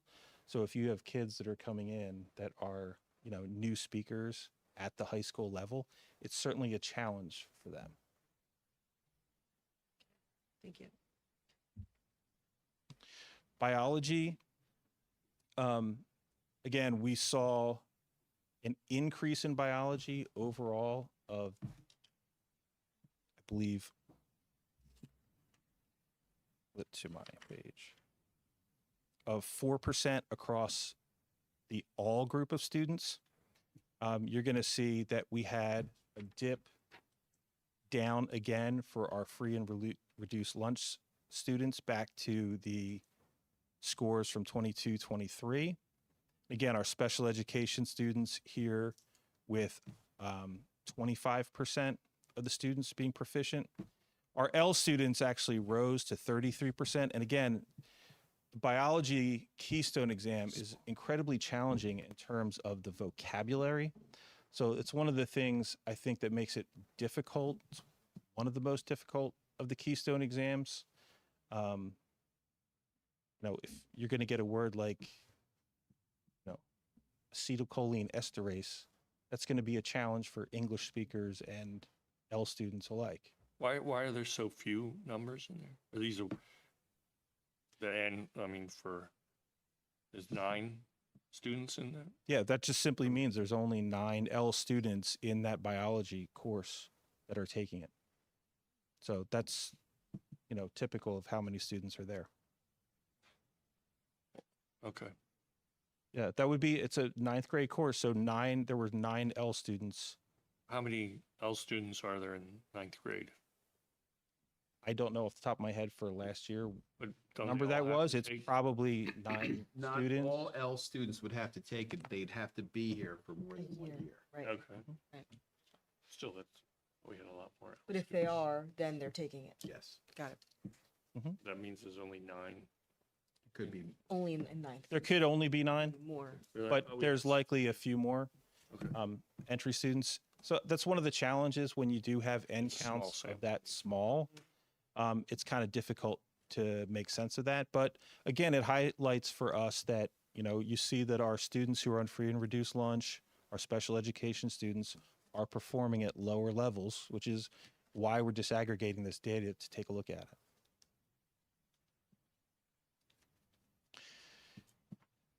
Dr. Bloom talked a little bit about our PVOS growth indicators. I think this for us is a strong positive slide. So the way that PVOS is calculated, and this can be a little opaque, what the state does is it looks at how students have performed on previous courses, or exams. So for Algebra 1, for example, Pennsylvania looks at how did a student perform on the grade 8 PSSA, and then they make a prediction, how will that student do on the Algebra 1 Keystone? If a student scores above that number, they're making additional growth. If they fall below that number, they're essentially earning less than a year's worth of growth. And so when you see the dark blue, what they say is that is strong evidence that the student made growth. And if it's red, there's evidence that the student did not make growth, because it's really comparing how that child does to where they expected them to be in the past. So what I'd like to highlight here is in this past year, for Algebra 1, for biology and literature, we are dark, dark blue. And I think it's a very positive sign. It may not seem like those Keystone scores where our achievement levels are, but we know that the work that our teachers are doing is really providing growth for those kids in algebra, in biology, and in literature. So what some of the things we're not showing here is that we can break this data down, this PVAS data down by grade level, by school, by individual teacher. So these are part of the data conversations that we're having at the school level, at the grade level, at individual teachers. So we can actually look at that data and make decisions, make changes, make interventions. Any questions about PVAS? So the 8th grade, they took PSSA or for, say, algebra, Yes, and then they take algebra in 10th grade or 9th grade. or 9th grade, And so, or some kids 7th grade. well, It that's- doesn't, I'm just- so what they'll do is they'll base it, they'll look at how did the kid do in 3, 4, 5. okay, so you take everything. They have that trend line. Where should the student grow up? And they do this PVAS calculation each and every year. But some will take it 1 year after it, and some will take it 2 years after it. Yeah, that's the challenge with looking at Keystone because it is an end of course. It's not an end of year. So some kids are taking it in 7th grade, 8th grade, 9th grade. It might finish in 10th grade if they're doing algebra 1A and 1B. Okay, Okay? understood. Now I understand.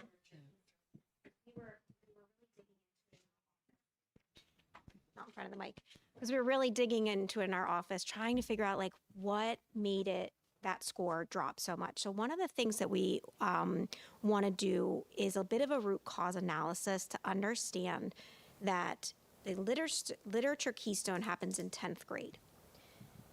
There is a PSSA for ELA in 8th grade. There is no 9th grade measure to help us figure out, are our students still on the right track for standard growth between the end of 8th grade and when they take the literature test in 10th grade.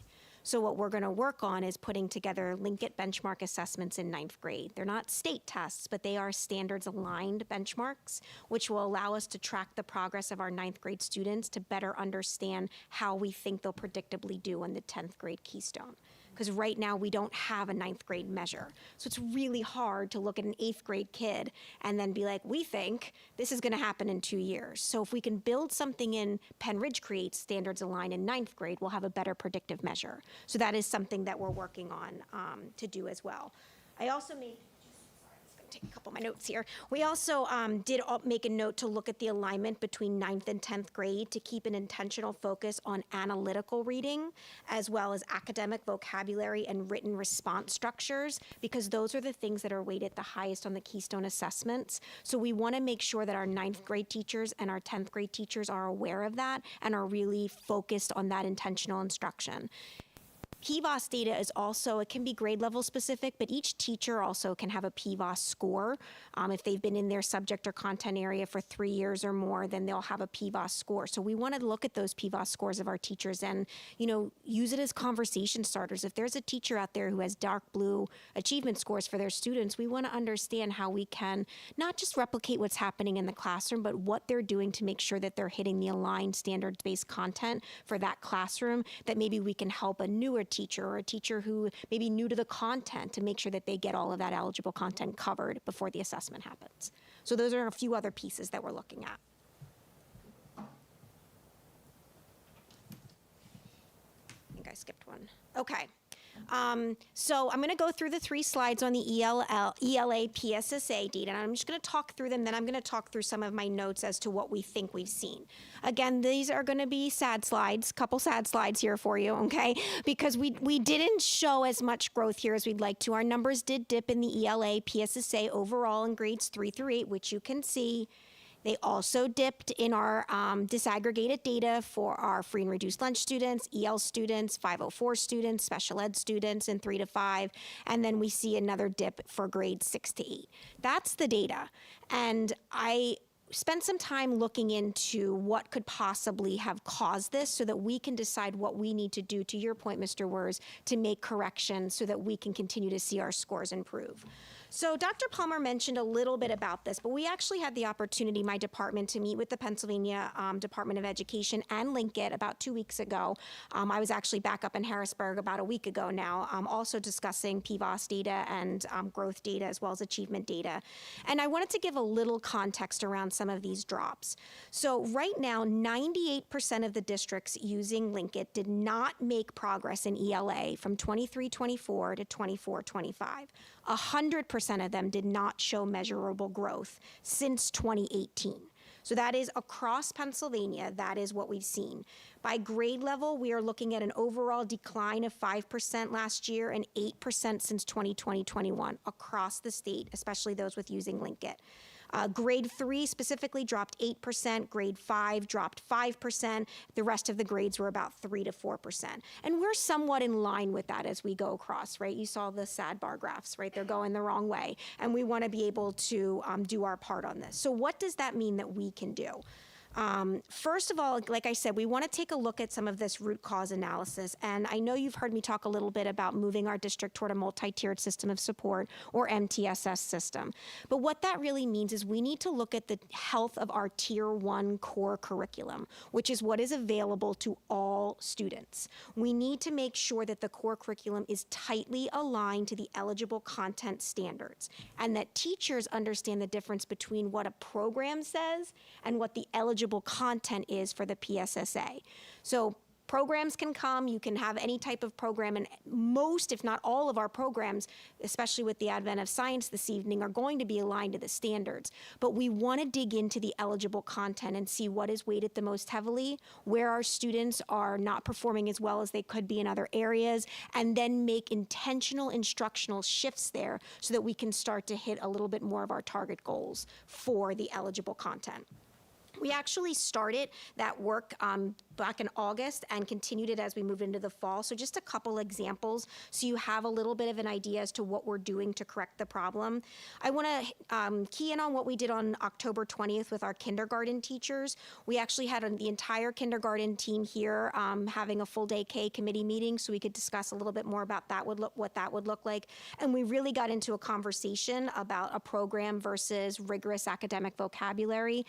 I know it sounds a little crazy to think about it, but that education starts in kindergarten. We need to start giving the correct terminology, the correct vocabulary to our kindergarten students, so someday when they're sitting in front of a grade 3 PSSA and they see the word deduce, or they see the word subtract, their teachers aren't using the words like minus or figure.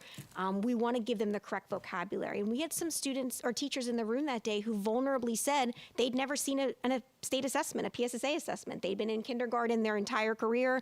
They'd never looked at a PSSA assessment. So then that means that they don't know what the eligible content is that they're helping to build towards. So that's something that we're really going to start to bring to our teachers' attention so that they have an idea as to what it is that we're looking for. We also have been working to strengthen our eligible content alignment and writing instruction across all levels. I know Ms. Burke had noted that the majority of the ELA PSSA points are derived from the students' ability to independently read and analyze grade level text and produce evidence-based responses.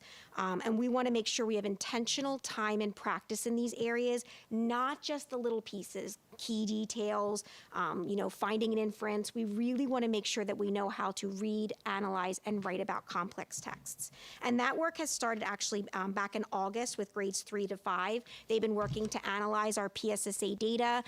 They've been looking particularly at vocabulary, integration, knowledge and ideas, craft and structure, and that work has continued up to grades 6 through 10, including the Keystone alignment, so that we can make sure we have vertical articulation of those standards 3 through 10. So that work has already started because we got these results back in August and September, and we were like, we need to make sure we have a solid plan for what to move forward. We also see that we're building on the momentum for grades 3 to 5 because of our dips in ELA in 3 to 5. There's intentional and explicit instruction of close reading and analysis using a say, mean, matter framework, and that is strengthening our students' comprehension and analytical writing. So again, already in process, over 30 teachers attended these 3 sessions, and we're going to continue that framework, rinse and repeat throughout the rest of the year to get as many teachers, if not all teachers, in front of this content. Go ahead, Mr. Wers. Yeah, was that a section that the kids did poorly on? Yes. So that was. That's why we're that targeting data it. and turned That's it- exactly right. And we need to make those different differentials important to teachers. This is where we're not performing well to eligible content, and get an intentional strategy in place. You're throwing a lot of information. That's a lot of information. Do you want a break? You want me to take a break? Just kidding. We'll keep going. That is a little bit about what we're doing to fix some of those dips in the SAD bar graphs. Okay? All right. Happier bar graphs on its way. Math. Little bit better, okay? So we're doing well with our math growth scores here. We're seeing that our scores overall look pretty good in grades 3, 4, 5, and we're making some growth again when we move up. Middle bar graphs in 6 to 8, okay? Again, I have information from the state. The pattern that you can see here, which is clearly that we have a bit of a dip in 6, 7, and 8, is across the state as well. Right now, we have grades 6 and 7 across the state. We're relatively flat, if not dipped down a bit. They were down in all areas except for geometry and number systems. So why is this happening? For us, the reason that we are looking at first involves a little bit about the math minutes. So in elementary school, our students are getting 75, 80 math minutes a day. Then they move up to the middle school, and you're at like 45 minutes. Now, we have had intentional conversations prior to my arrival about moving to a block schedule in middle school to work to increase that. We need to make sure we have all the pieces in place first before we can put that in, such as professional development and looking fiscally to make sure we can support the move to block. But that's one component here. We are losing math minutes when we get up to middle school. The second thing we want to note is that not all of the grade level or the students in each grade level are getting their standards in that course. So for example, a 7th grade accelerated math student is going to get the 8th grade data and content in 7th grade because they're taking the algebra course. So you can't take both the data from 8th grade and the data from 7th grade in the same year, the coursework. So we really want to look at making sure we're exposing our students to the standards for the grade level, even if they're working above. Okay? Same Because thing. they will be tested on it. Say again? Because they will. Because they will be tested on it, correct. So they may be way ahead, they're a whole grade level ahead, but they haven't gotten the 7th grade standards since they were a 6th grader. Does that make sense? Yeah, no, I understand. And if you're looking at the scores for Keystone Algebra at middle school, they're, up at 90% of the kids advanced and proficient on it. It's clear that they're learning it. It's just not a focus on those standards, those 8th grade standards. So what is it? Already had it, though, haven't they, or no? Right, that's part of the challenge, that if you've had that and it was last year or You the don't year remember. before, it's challenging to go back and spiral through. So we have to look at how we can integrate that content back in, because if you hadn't had it in a year, We forgot. then it's a real challenge, yeah. Even though you're doing certainly more advanced stuff. Oh, I understand that. So what is this percentage on this, this was 3 through 8, it says 76 or like a different percentage. What is that of? This is proficient and advanced. Proficient or advanced, okay. It should say that somewhere. Is it? Yep. Is it on And then you'll see here 3 through 5 there? Okay, so and 6 through 8. So that's a little bit about what we're doing there. This is just your overall look of where the district compared to the state for ELA 3 to 8. We are above the state in each one, but to Mr. Wers's point, we will bring you the peer comparison data as soon as we have it, so we can see how we're looking for our across the state peers. And then same with math. Again, we are above the state, but you can see the state as well of us is still a little more red and yellow there than we would like to see, and that was sort of some of the reasons I pointed out. So the question comes in then what we're going to do to continue to move our students forward. This is the PVOS achievement for grades 4 to 8. And again, as Dr. Palmer said, this can be a bit opaque, but basically we're taking a look at, for example, the The 8th graders are expected to make a year's worth of growth from the 2025 because of where they were in the 7th grade. We're a bit all over the place right now in the grade levels. Probably the middle school is the area of the most concern because they're not scheduled to make a year's worth of growth. Again, we're looking at instructional minutes, alignment of standards, making sure that our students have that eligible content in front of them, even if they are a year ahead in their mathematical coursing. We do have some of our instructional leaders here this evening to talk a bit about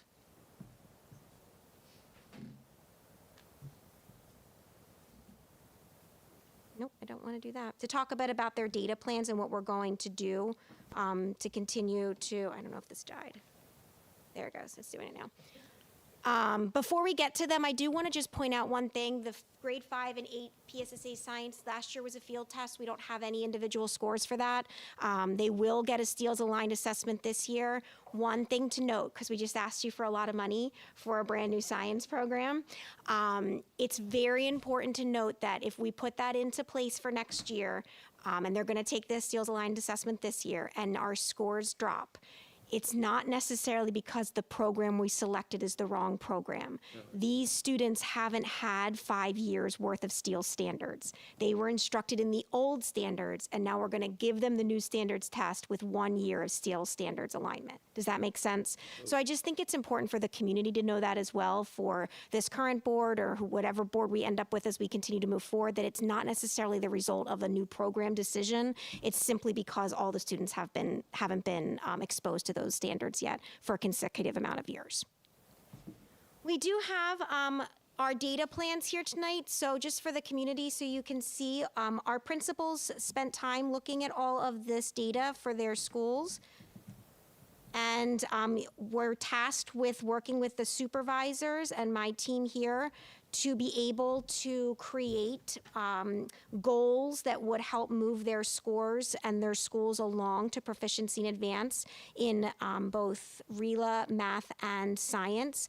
I won't go through all of this, but you'll see that there are some sample goal statements, and we have a few principals here tonight to go over their goals as they created them, just as an example to see what it is we're doing to continue to look through these concerns. So I will have, I believe, oops, sorry about that. Nope, don't want Google. I believe Mr. Ehrman is going to be first. So Mr. Ehrman, if you want to talk a little bit about your building sample goal. Is this your first time talking? Want to make sure everyone knows that. I do want to thank the principals. They've worked very, very hard putting their data plans together. We met in the summer, is when this started, rolling it out. Things that they hear over and over again: alignment, common assessments that are targeted to our standards, and what are the action steps to achieve success. So I didn't mean to. You were here. Hi, everyone. For the focus at West Rock Hill, when I had the opportunity to look through the data a couple weeks ago, a big thank you to Meg Burke for helping me with that, as well as Dr. Palmer. I really had my coach hat and my teacher hat on when looking at that, because for teachers, looking at the data is extremely overwhelming. It's also a little bit vulnerable too when you're looking at scores that do well, that don't do well. So for me, I want to make sure that the data is approachable for the for the teachers, as well as just looking at it. This is what we're seeing and what can we do about it, not worry about what happened, but what are we going to do moving forward. So specifically to ELA, you'll see on the slide there, 15% increase in key ideas and details and in craft and structure. So these are two of the heavier areas in terms of eligible content in ELA. These are the questions that are more rich in content and rigor and require students that to have a more robust understanding of what they're reading, how they're comprehending it, and how they're analyzing it. And so the reason that we're focusing on that at West Rock Hill is because One that will drive richer instruction and richer conversation, which I think is beneficial to the students' growth as readers and as writers, as well as when you look at the exam, and this is where Meg was really helpful with me, is that these are heavy hitters on the test. These have more of the questions on the test. So as a school, I'd rather focus on things that will help develop them into better readers and writers, but that will also hopefully have a larger impact on the test as well. So it was, I wanted to cut through just let's increase our scores overall. Let's look at something that we can focus on and that's accessible for the teachers. So in the ways that we're going to do that is using the programs and the curriculum that we already have is just look at how do we modify the vocabulary that we're using. And so Ms. Burke has helped us with looking at eligible content, looking at the vocabulary that you're seeing on the test, and possibly just replacing a word or a phrase in the questions we already have in our curriculum with something that's more aligned to Pennsylvania, as well as maybe replacing a question that the teachers are offering up for the students to just turn and talk with their partners on the carpet, but modifying that question to hit these standards and these eligible content more specifically. The ways that my teachers are doing it is through their tireless hard work that that we have come to expect and appreciate from our teachers. We are leveraging Ms. Burke as well as our wonderful instructional coaches to facilitate some professional learning. I had Dana Lupinacci at our one in-service day as well as coming in for some of our data meetings.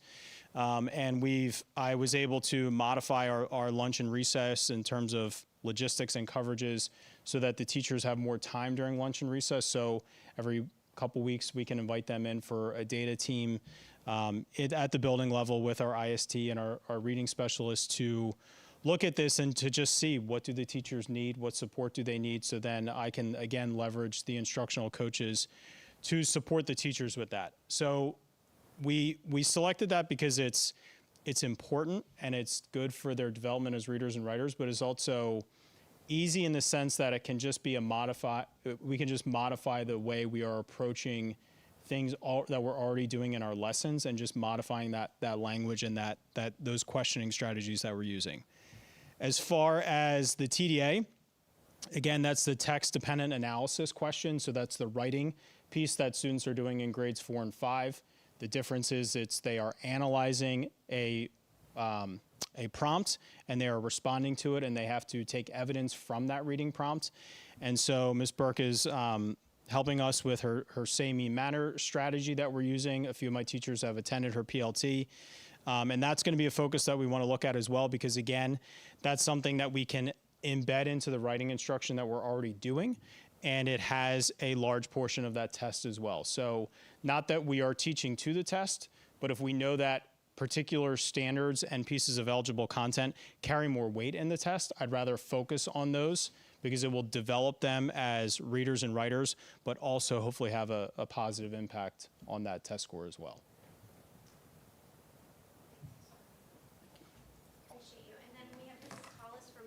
We have Mrs. Collis from middle school who's going to come up and talk a little bit about hers. Good evening. We began looking at data as a building one of the first years that I started in 2022. So this is something that my teachers have been very used to doing. And we looked at the Linkit reports in August, their professional development as a team of teachers. And that was their first interaction with some of our reports for last year's PSSA scores, where we started to analyze where we found our strengths, where we identified our opportunities for growth.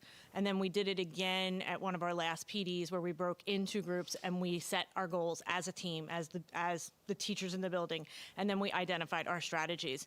The sample goal that's up here is based off our ELA data, and it's our overall goal. We also have a sub-goal, like Mr. Ehrman does, that drills down to some of the specific skills. But some of the things that we did note when we looked at our data is that the last couple of years, we targeted vocab a lot. We also targeted text-dependent analysis in our classrooms, and we looked at those high impact instructional strategies that we used for that, and that's where we saw some growth. So we were really happy about that. And then we looked at the areas that we were struggling in, and we identified, again, key ideas and details as well. And Ms. Burke helped us with that, craft and structure, and we looked at some other areas, and we looked specifically at some PVAS data and some of our disaggregate groups that are lower as well, so that we can start to plan for them. And in planning for them, our goal statement for our breaking that down, we went down into key ideas and details, trying to have growth from 57 to 62% there. And we're looking at integrating test-taking strategies into the classrooms, talking about that, because some of the things that we noticed were the students in taking tests online, how they did it versus how they did it paper pencil. So we want to give them tips on that. The state releases a testing toolkit that we did introduce last year, but I think we didn't give them enough practice on that for the online testing, so we are doing that. We analyzed our benchmark assessments already at the beginning of the year, and we also did an item analysis of that to see what types of questions they were messing up on. So we know some of the formats of questions that are aligned with the state testing, so we're going to give them some experience with using those formats as well to get comfortable with that.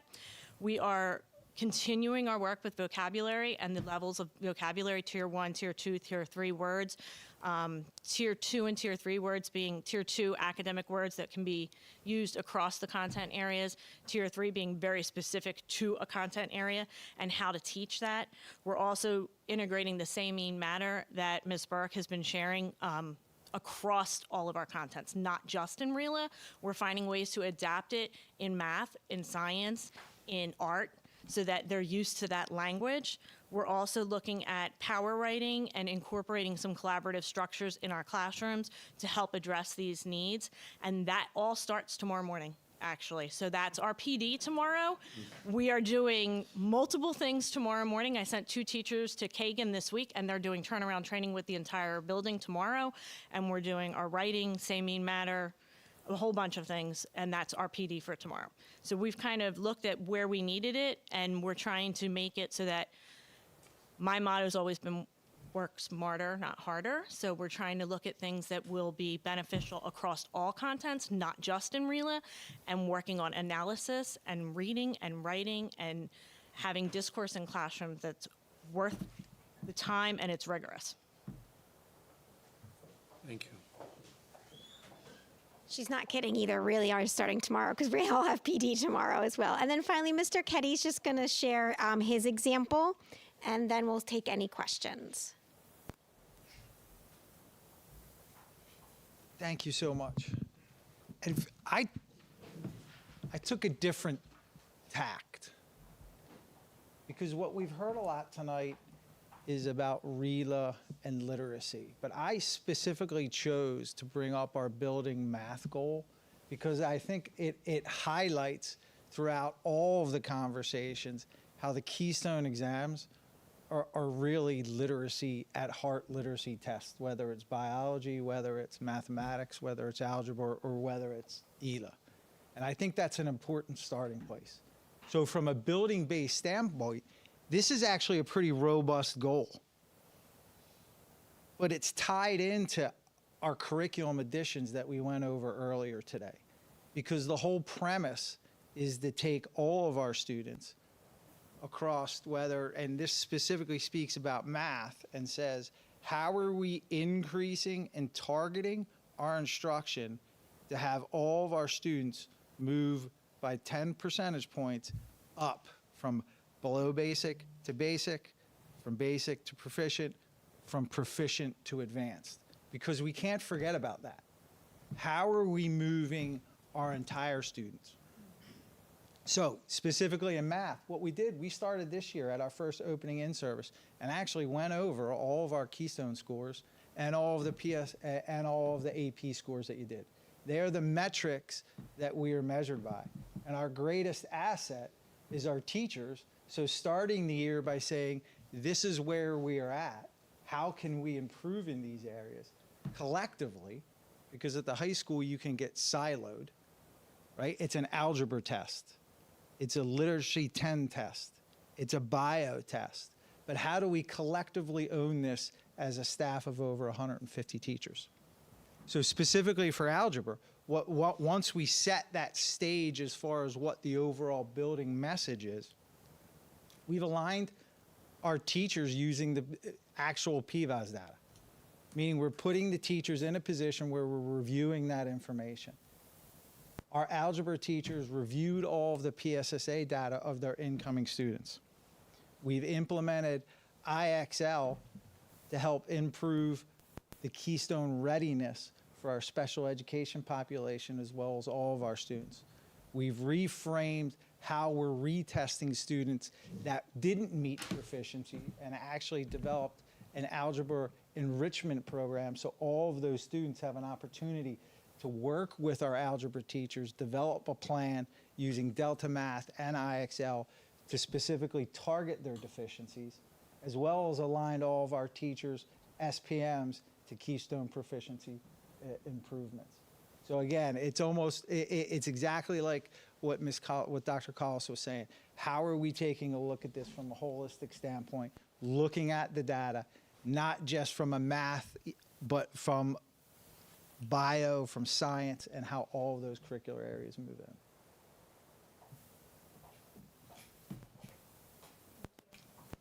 So that will conclude our overall presentation. You can see where we are, you can see where we're going, you can see the commitment of our team and our principals and our instructors, our supervisors, to be able to continue to move Penridge forward. Do you have any questions that we can answer?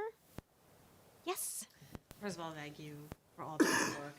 And I want to reiterate, every classroom I've been in with my own kids and just saying, I see how hard the staff works to make sure all of our kids are moving forward. Like, it's not missed by anyone. So some of the things I'm noticing when I look through here that I wish we talked about a little bit more are the free and reduced lunch kits, because they're a big chunk and they're significantly lower than everyone else. And just, what can we do? Because I think even if we have some, maybe even district-wide initiatives to sort of help with whatever areas they're struggling with, that would bring the overall up. That's probably like our biggest hit our biggest population that we could help to be a significant improvement on our overall scores. Yeah, I agree with you. I think that really speaks to Tier 1 instruction and making sure that our instruction is accessible to all.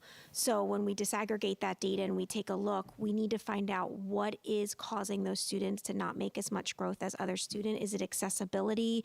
Is it something to do with scheduling? Are they, just depending on what it is and where they are falling, we need to make sure that we have a universal design of learning that will allow accessibility for students regardless of their disproportionality group. Right. And I think food security is going to continue to be an even bigger problem for these kids. So, concerned this might be a bit of an uphill battle for a little bit. And then also for things like the AP scores, I'd like to see those broken out by different demographics, by gender, by free reduced lunch, by race, just because I know a few years ago that wasn't always distributed the best. And so what can we do to, again, make sure we're giving all kids a fair chance and giving them the tools they need to succeed? We can break the data down a lot. It is going to take some time to present it all to you. No, I understand. We do have a lot, but if that's something, if there are anything that the board wants to specifically target or look at, we can design presentations for you guys. We can do sessions just to share that information of what we're doing. But our teams, our data teams, are breaking this down and looking at it individually at the school level. Good. But even from I guess AP is just the high school though. So it wouldn't be, okay. If anyone else had a question, they're welcome. I'm just going through my notes. I just wanted to thank everybody. I thought that was an excellent presentation, and I appreciate that you started using prior years' data to show a better story of what we see. I would like to see comparisons to our neighboring districts, not just comparative through the state.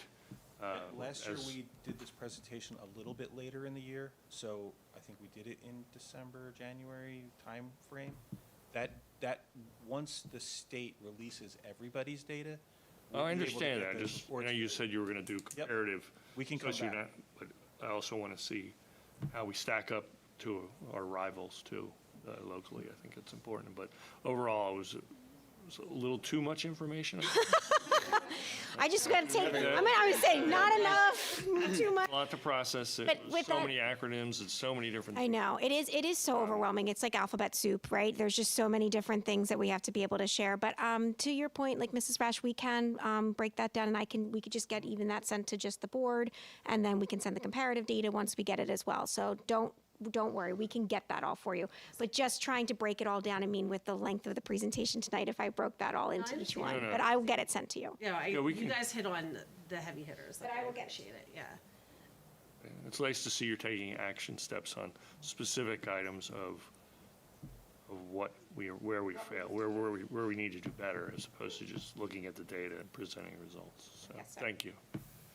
Yeah, I liked Much a lot of your improved. suggestions. All right, so a couple other things. So I know there's like the change in the state standards, and I have this like love-hate with the standardized testing, which I'm sure all of you do. Like, it is a really nice measure, but it also like teaching kids how to do, like, what's the balance of it? So I like all the ideas I'm hearing around like the vocabulary synchronizing that. When I heard that, I'm like, oh, that makes so much sense. So, but it wouldn't have been something I certainly wouldn't have thought of. And even the math, like math usually progresses, but you don't always remember all the little rules and stuff like that. So there's a refresher for the students who might even be ahead in math, but now. So with the changes to the state standards, like it sounded like all schools are probably going to have this phase where everyone's recalibrating and there might be a dip. But along what Ron is saying, can we watch some other schools that maybe are rebounding on this really quickly? I don't think this means reevaluating our systems or decisions we've already made, but just be like, if there's a school that's just like, we took this in stride and we can collaborate, like, what'd you do? Like how, again, not reevaluating entire systems that we've already committed to, but just ideas. And then I just want to clarify, because Mr. Kenny, when you were talking about the math, so the kids who are taking the algebra keystones in high school are kids who are struggling, who are a little behind in math in middle school? Is that? Yeah, so Okay. So if you're not having algebra in grades 7 or 8, Yeah. and the kids who are taking it are the kids who are at the high school. So those kids are struggling. You're going to see those scores Right. certainly lower. I will say, without a doubt, our teachers that are at the high school teaching algebra, their growth measures are the darkest blue. They're Right. doing phenomenal job. That's great, yeah. Okay. So I have, Yeah, no just help me doubt. get some context, because I was like, oh, well, this team, Yeah. they low, but that makes sense, yeah. Math is always difficult Yeah. because of the track. Mhm. Right? So the middle school, the higher achieving math students in middle school are gonna take that keystone exam in middle school, so that it's not gonna 100% get attributed to the high school. Yeah. Our numbers go down because that cohort of kids.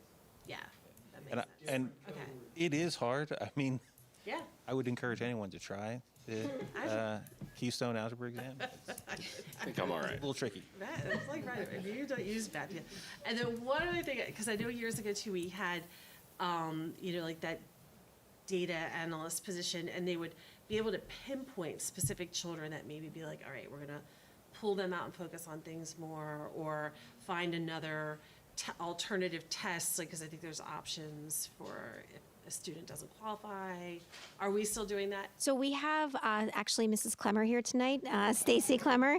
So she is our K-12 data instructional coach. Okay. So upon arrival, I sort of worked with her to realign her position in the district and in the coaching realm, that is exactly what she focuses on now. So she works with teachers, principals, students, myself, the supervisors, to be able to look at data and help disaggregate, as you said, and figure out where we need to focus our energies. And then we use our content specialists to be able to get the instructional strategies. When you pair that together, that helps us make growth. I know we saw improvements Yep. in the past. Okay, thank you.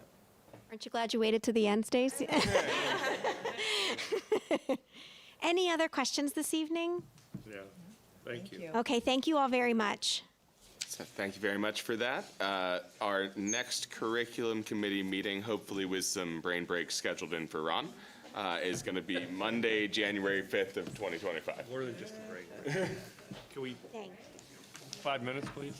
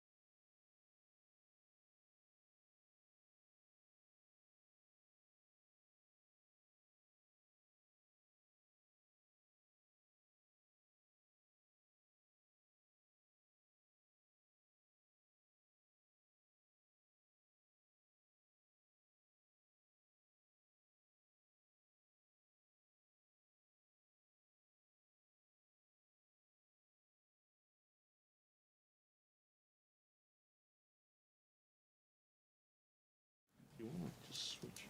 Sorry. Welcome back. We are going to start our Student Services Committee. I don't believe there's any public comment. Definitely. Is there? All right, we will move right along then. Thank you. Can I make a suggestion, just, and I don't know if this is allowed, but to allow start with item B, just so those Sure. people who have been here so long can, Are you item is B? that okay? Are we allowed to do that? I sincerely appreciate that, but I want to stay for item C anyway. You're welcome to stay, but I don't know if all these people in the, They're A. They're A. oh, they are? Yeah, they're starting. Oh, okay. I'm sorry, I thought this was about the trip. Oh, yeah, Yes, you're right. this Go is- ahead, yeah. forget it. Okay. Well, back to it. We're going to be starting with K through 12 School Counseling Comprehensive Plan with Mr. Johnson and our school counselors. Welcome. Yes, thank you for having us. Before I go into the first few slides, I would like to acknowledge the counselors that are present here with me this evening. And as one of them pointed out, it's actually 9:45. So we're going to start off with Ashley Plowa, who is a high school counselor. And then I'm going to go in order of who's at which school. So Jen Pennebacker, also a high school counselor.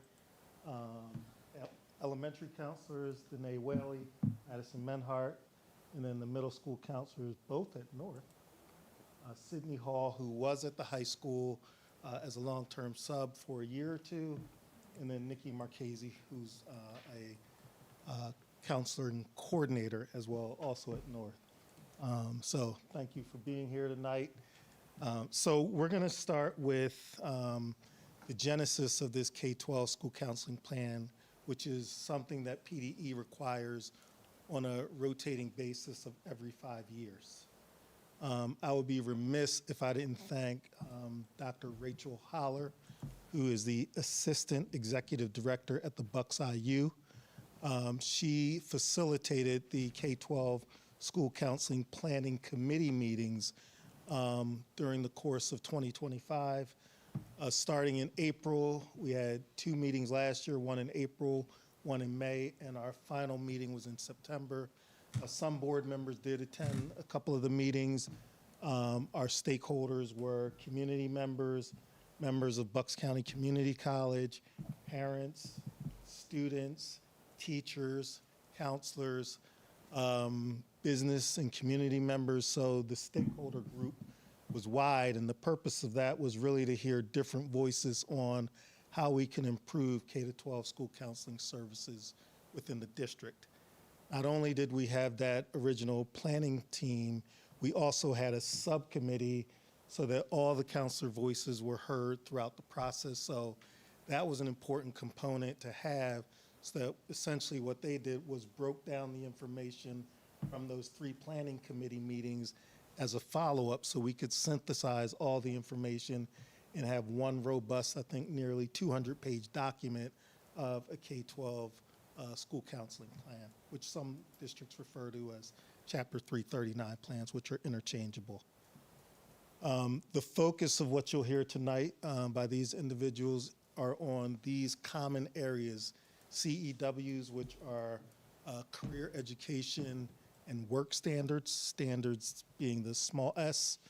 And essentially, that's our focus for this, and what you'll see tonight is information on how K-12 schools incorporate career and education work standards within the counseling curriculum, which future thinking, we're going to partner with teaching and learning to more integrate not just the counselors, but also the teachers in this process, because it's not a standalone process with just counselors.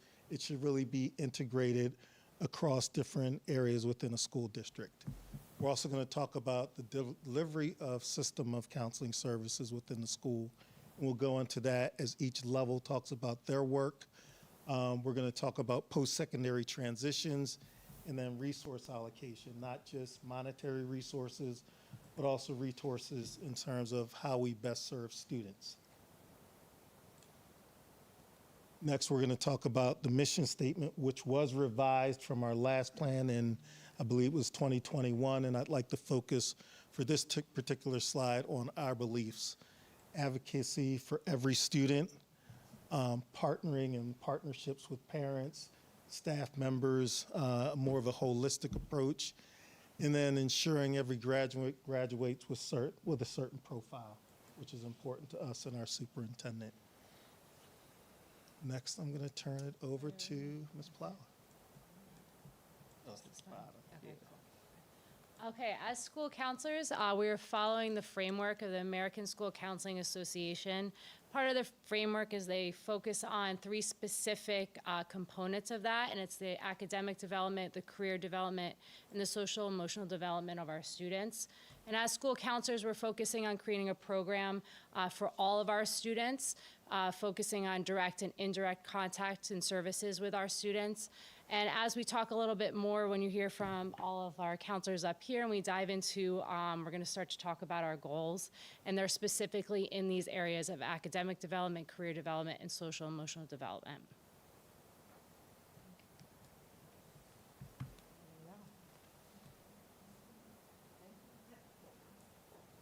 So Maddie and I are going to present on behalf of the elementary standpoint. So for our academic goal, this was in the plan that was presented before, but just making sure that we're aligned. So the growth mindset, each of us, there are 7 elementary school counselors, and each of us go into the classrooms.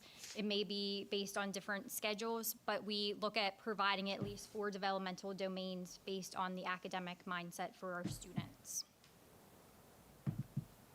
And then for their career goals, we focus on Smart Futures, where the students do an online portfolio where they collect digital artifacts that are submitted to the state.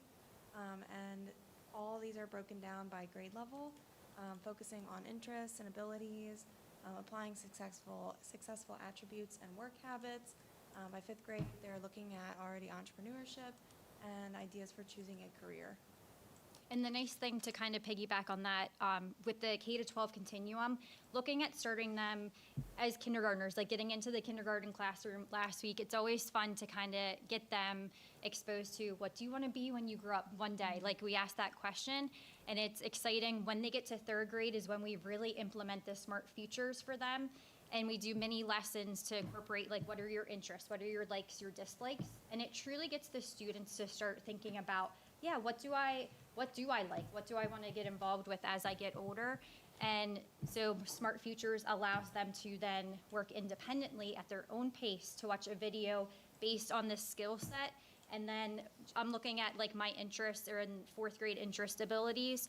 It has them then connect to what might be a future career for you or something to think about. And they pick their interests, like it ties into technology with love or like, with social media type platform, but it has them be able to watch videos to see like what profession they would want to go into, and then it gives them like career salary just to start thinking, because right now at the younger age, a lot of them, they want to be that athlete, right? And just having them kind of think about, it may not be an athlete, but maybe you could tie into athletic training. You're still working in that profession. So it's just neat to listen to their side of their career development as well. And then for our social emotional goal, we focus on having access to knowledge, attitudes, and interpersonal skills to support an understanding and respect for themselves and others, including, but not limited to, classroom lessons, school-wide initiatives, small groups, and individual sessions with the counselor.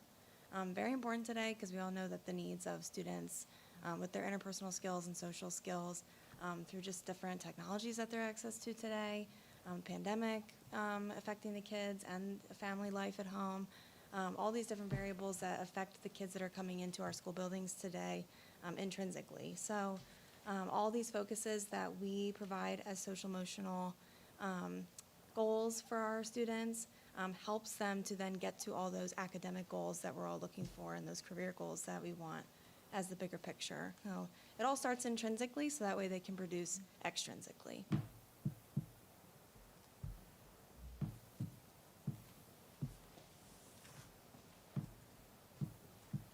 Hi, everyone. So our middle school goals are across all 3 of our middle school buildings. And for our academic goal, we geared it towards our 8th grade students because over the 3 years that they're in middle school, they are completing different Smart Futures activities through the program. And by the time that they're finished their 8th grade year, those Smart Futures activities combine into what's called a career plan. So the career plan is something that they have access to through Smart Futures, and it basically takes all of the activities that they've completed over the 3 years and puts them together in one really long document that's very helpful for students. And as you can see, it has 4 different categories, but it has a lot of different information within all of those 4 categories. So we feel like the information that they're using in this career plan can help them when they're starting to think about course selection in high school. So that's why we wanted to gear this more towards 8th grade, and we put it as an academic goal rather than a career goal, because it's not as much to focus on like career after high school as more of academic goals related to courses that they might want to take when they're in high school. So we're using it as a way to get them to start thinking about course selection for high school and to help pick electives that could lead to potential career paths that they would want to take after graduation. So middle school has it easy because we have 3 grades and we have 3 areas of domain. So we took each domain and we made it into a grade level. So we focused on. So we just talked about academic with 8th grade. So 6th grade, we are looking at our career goal. And that is 6th grade students will tour the Upper Brook Technical School along with taking a CTC activity through Smart Futures. So I'm really proud to say that we are the only school in Upper Bucks County Technical School that takes our entire 6th grade. It's something that we really thought as middle school counselors, you know, in elementary school, they do an introduction with a video about the tech school. And then in 6th grade, we actually take them there and we go through the different career clusters that are offered at the tech school, give them that nice overview so they're really thinking about what else are there for them in high school. So it's not just about going to high school and sitting at this lovely building, but that there are other options out there. So by having that in 6th grade, we're really giving them the background knowledge to in 8th grade when they're looking at course selection to have a more informed decision. So with Smart Futures, they have a whole activity on CTC, and we go through that with them, prepping the students before we go to the tech school so they have a better understanding when they walk in for that tour. And then for our social emotional, we concentrate this on 7th grade, and this is called the Holland Code. So I love this theory. So John Holland came up with this theory, and he is saying that everyone has 6 personality types within them, and that's realistic, investigative, artistic, social, enterprising, conventional. So those 6 types are found within all of us, but they're also found in every work environment. So whatever your personality type should match your work environment. So it's a pretty easy theory to conceptualize, and it's not only just for middle school, it works even in adulthood, because when I explain this to adults, they're like, oh, that makes a lot of sense. So we take them through a Smart Futures activity where they get to discover their Holland Code, and it gives you the 3 letters that are most like you, and then you can explore different careers that fit those categories. So I always say to the students, if you are a social personality, you would want to be working with somebody, you're going to be involved, you're a helping person, that kind of personality. If you're sitting in a cubicle all day long working on a computer, your work happiness will probably not be there. So we need to find a job that fits your personality. And so it's just a nice concept for the kids to really start thinking about, who am I as a person? Hence why it's a social emotional goal. And how can that better fit into the workplace going into post-secondary. All right, good evening. So the first goal that I'm going to focus on for the high school is the academic goal. and we focus on course selection. Now, course selection is a very large process at the high school, but this specifically looks at the individual meetings that counselors hold with each student in grades 9 through 11 to look at their courses that they're selecting for the next school year. So during that time, like I said, it's just a small piece of the very large course selection puzzle that we have with students. But what we're focusing on is really tailoring and working with that student to look at what courses might be useful for their future planning goals. So, you know, what their plans are to do after high school, whether that's to go on to college or to get a job or go into the military, and kind of connecting them to different courses here at the high school that can help them reach those goals. So that looks different for every student, and this is like one of my favorite times during the school year because we really get to sit down and kind of help balance the workload with students. So we want them to challenge themselves, but we also want them to take classes that they're interested in and that they think are fun, and we don't want them to overdo themselves, but we want them to have a balanced course load with students. So we do have those individual meetings from grades 9 through 11 with all of our students. Our career goal focuses on 10th grade students, and they complete the career clusters and pathways activity in Smart Futures. So what this activity does is it has students select their top 3 career clusters, and within those career clusters, they can dive a little bit deeper. They can watch various videos that explain those career clusters, and they can actually look at the career clusters and tailor it down to what classes are offered that they can take at the high school level that can help them achieve those goals and get to that. So if they're looking at, a STEM career, an engineering career cluster, like what classes at the high school level would they typically be taking? What levels of math would they be taking? And it actually helps plan that out for them. So that's something that we'll pull and look at with students, again, during that course selection time, but also during any time they can go back and revisit this. If they're, changing their mind on what careers they might be interested in, they can go back in and look at different career clusters and kind of tailor their high school experience to match their wants and needs. Okay, and then the social emotional goal for the high school, we're going to focus on our 9th graders. So just a little bit of a continuation from the personality and the Hollins Code that they're working on in middle school, but having the students complete in Smart Futures the My Personality Type assessment, where they are getting an individualized plan to help them understand their personality traits and relating that to career development. This is a little bit of a snapshot of what a student sees after they complete at answering the questions. And this is a really helpful tool for counselors. When counselors are meeting with students, we have access to see what students are completing in Smart Futures. But especially with our 9th graders, when we're meeting with our 9th graders, we're getting to know them. They're still a little shy sometimes meeting with us. And this is great for us to be able to access after they complete the personality test and kind of guide our conversations with our students, talk about college and career planning in the future, academic planning, and even suggesting to students maybe taking this again as they're 11th graders, and we're still having those conversations about what the future is going to look like. So this is a really great activity that our students complete in Smart Futures. Okay, and then post-secondary resources. So Jen and I are actually the 12th grade counselors this year. So this is something that our students are really focused on and we really are familiar with, and we offer some really awesome post-secondary resources to our students here at the high school. There's a lot on here. A couple things I just want to point out. You can see our tech school enrollment each year has increased. The counselors as a whole do an excellent job starting down at the elementary school, exposing our students to the tech school and their programming, visiting the tech school when they're in 8th grade, and then our students enrolling when they're here at the high school.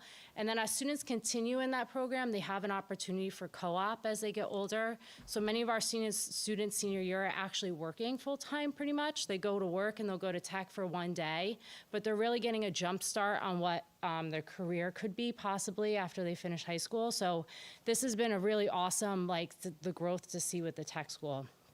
And then our dual enrollment program is growing. So we now offer students the opportunity to take classes at Bucks, but also now here in the classroom at Penridge. So this is just giving our students an opportunity to get a jump start on college, taking college courses. Sometimes they do transfer to colleges. Sometimes the credits don't, but we always say to students, if you're gonna go take a college class and you want that experience, that's a good experience to have. college classes look a lot different than high school classes. So the dual enrollment opportunity is really awesome for our students. And then the Career Pathways program, which I'm sure everybody has heard about and we've talked about and is really, really growing, is an awesome opportunity for our students to get hands-on experience. This year we have just about 50 students enrolled in the Medical Career Academy and the Education Career Academy. Our medical career students are going to St. Luke's and earning hands-on experience there. And then our Education Career Academy students are going down to the elementary and middle school. They get to leave their schedules like works where it goes during the school day. They go down, they actually are working in the classroom with the teachers. And a lot of the students we're meeting with, this is helpful for us when we're looking at colleges or applying to college to become a teacher. So it's really, really cool to see, and they are so excited when they come back and talk about their experiences. So we offer a lot of really great opportunities to our students to help prepare them for their future. You're up. Yep. All right, I like the clicker. So these next set of slides pertain to the career education and work standards. Although I started with that this plan is produced every 5 years for schools and school districts, this reporting information that we report out is on an annual basis. So at the end of each year, typically May, June, I ask the schools to provide me with information regarding how we've done in terms of career standards benchmarks. Those career standard benchmarks are reported at each level. So for the high school, you're really looking at 9 through 11 and the artifacts that are produced by the high school. At the elementary level, which I'll show you each elementary school's data, you're really looking at grades 3 to 5, culminating in 5th grade. And at the middle school level, you're really looking at data that's done 6 to 8, culminating in 8th grade. So this information is at the end of 11th grade for Penridge High School. You can see it exceeds the state average. The goal for each school is 98%. The high school was slightly under that. However, there are a variety of factors at the high school level, such as students who have chronic absenteeism, students who go on cyber school, who may not have an opportunity to participate in all the artifacts. So there's a variety of factors where this is still a high percentage. You see the statewide average, and then you compare it to what the anticipated outcome is for each school. And again, we'll go through each school. This is just data for the high school. And now you see the 3 middle schools. The only middle school that was underneath that 98% barometer was South, and they were slightly under that at just about 97%.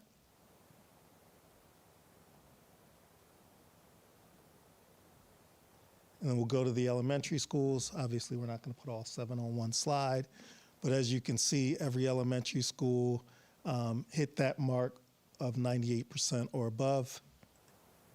These schools achieving 100%. And then you can still see that statewide average. What is in that? Where is that data? So that data is given to me by each of the counselors. At the elementary level, it's were all of your students able to complete by the end of 5th grade all of the artifacts connected to career education and work standards.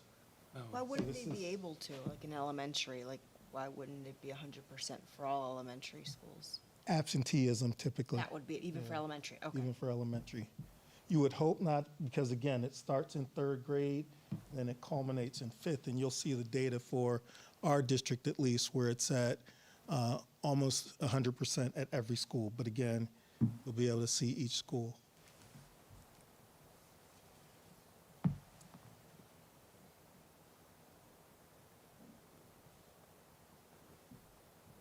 And as you can see, most of our elementary schools hit it at, to your point, at 100%. With some, again, absenteeism would be the cost of those schools that are in the 98 to 99% range. However, it still meets that standard of, minimally speaking, 98%. This is the final slide, and this really speaks to what we're looking to do in the future. So we're thinking about, even though this plan is a 5-year plan, considering year 3, 4, 5, and beyond, what are some of the things that we can do better? What are some of the things that we can look towards in the future that will benefit our kids and our staff? We started with how we can involve teachers in that integration for career education and work standards, K-12. How do we incorporate teachers in this process to move the needle even further for us?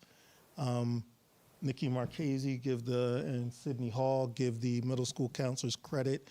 And I wrote this in our board update, I believe, at the last segment, where we talked about career pathways expansion and involving Chris Dyer at the high school with the middle school to talk about career awareness, career exploration, and then that final component of career education and work standards being entrepreneurship.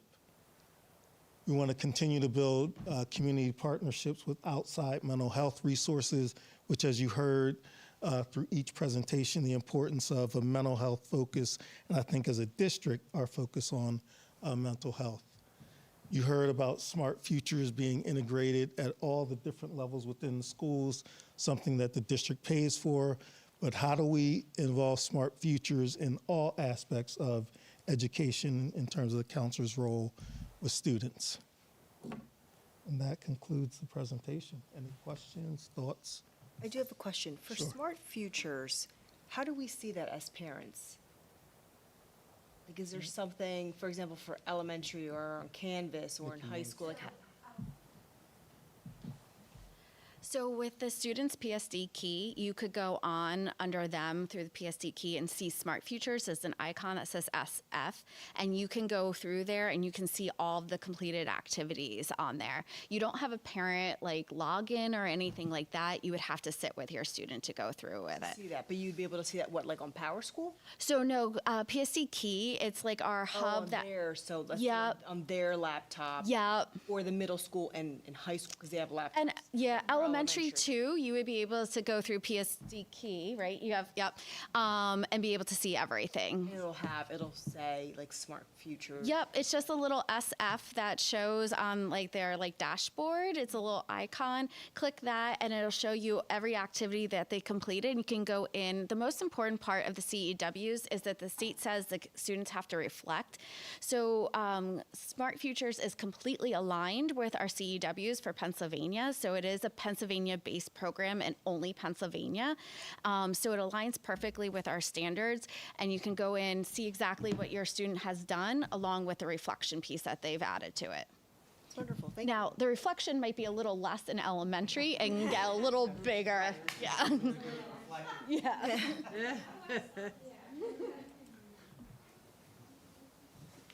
Thank you. Any other? Thank you. Any other questions? Yeah. Thank you. Thank you Thanks so for much. coming. Thank you. Thank you for staying so late.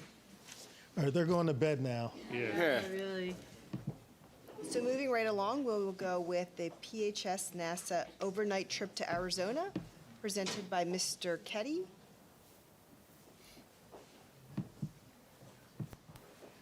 Thank you very much. I'm actually here on behalf of Mrs. Thomas, our gifted teacher who actually set this up.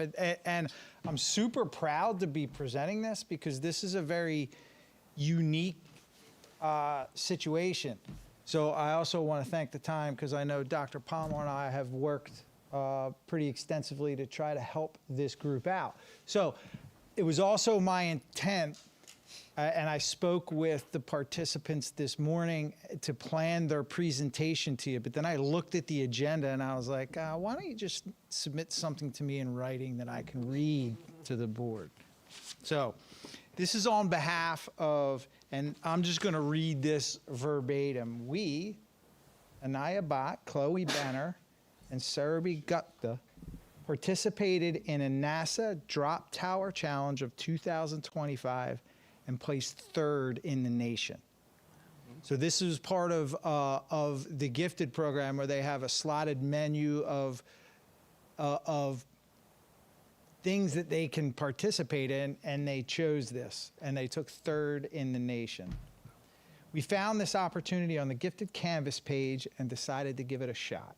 The prompt was to create a paddle wheel that spins in microgravity due to the hydrophilic and hydrophobic tendencies, you lost me there already, of materials it is created out of. Basically, make the wheel move with no mechanical forces, just water and no gravity. Our idea was to use a caterpillar action of sponges to intake and repel water to power our wheel.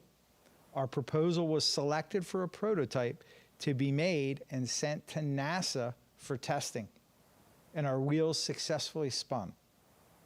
After our test results came back, we wrote an academic paper that was published by NASA explaining our hypotheses, how the results proved our hypotheses, and the implications of our findings. None of us were expecting this project to get as far as it has.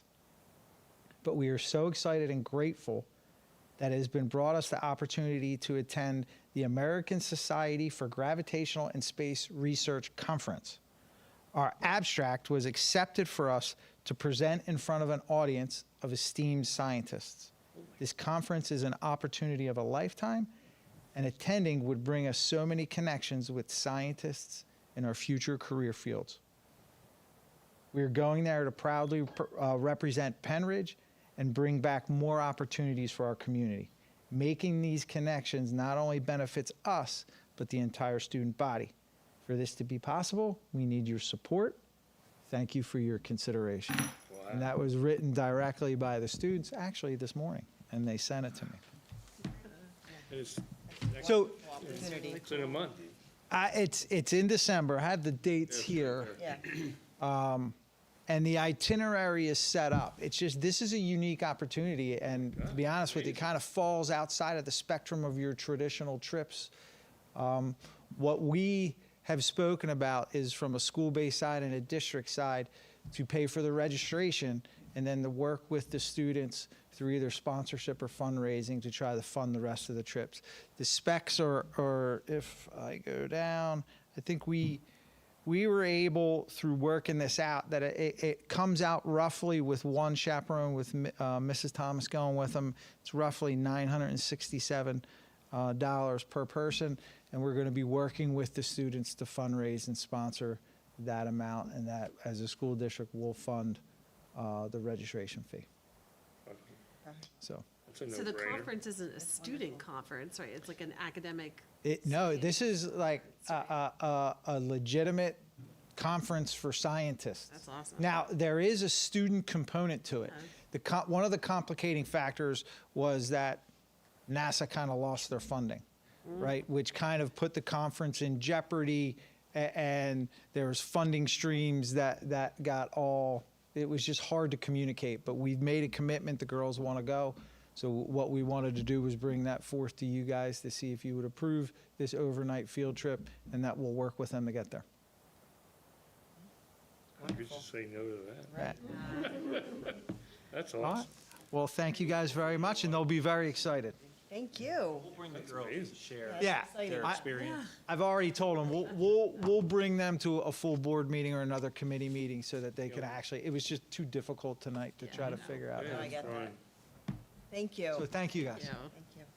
And next up is our high school ranking presentation by Dr. Palmer. Last but not least. So this is, if you recall, we brought this to you last year to talk about our high school rankings. We kind of zeroed in this year a little more detailed. Last year, we kind of had a broad spectrum. The consensus that we would focus on looking at U.S. News and World Report as our ranking indicator that we're going to look at. So I do have some good news. This is one of those good slides, as Dr. Bloom says. We're ranked 165 out of 741 Pennsylvania high schools. So that puts Penridge in the top 22%. So we're in that top quintile, or almost in that top quintile. Last year, we were ranked at 192. 2 years ago, it was 214. So we've climbed 49 spots in that 2-year period and 82 spots over the last 4 years. So we have a consistent upward trend. If you look at some of the factors that they use, our score was a 76.6, up from 72 the previous year. They look at students that took at least one AP exam, and 35% of our students, that was a question we had earlier. Students that passed at least one AP exam, that was 27%. And then they looked at mathematics proficiency, reading proficiency, and science proficiency. This is drilling in on the Keystone exams. That's where they're getting this from. So the number of students in their graduating class passing those exams and the graduation rate. You'll see also that our rankings in the nation were up from the previous year. In the state, obviously up from the previous year, and in the Philadelphia metro area, we're up to number 70. You'll see on the side some ranks of schools in the county and some of the surrounding areas. We're somewhere between Upper Perkiomen and Neshaminy on that chart. The methodology that's used in the U.S. News ranking, a little bit difficult to understand, but the important factors are college readiness, 30%. That's really looking at the AP exams. So the first two, if you look, number 1 and 2, these college and curriculum breadth. The second one, this one also drills in, looking at your number of AP students who earned a qualifying score.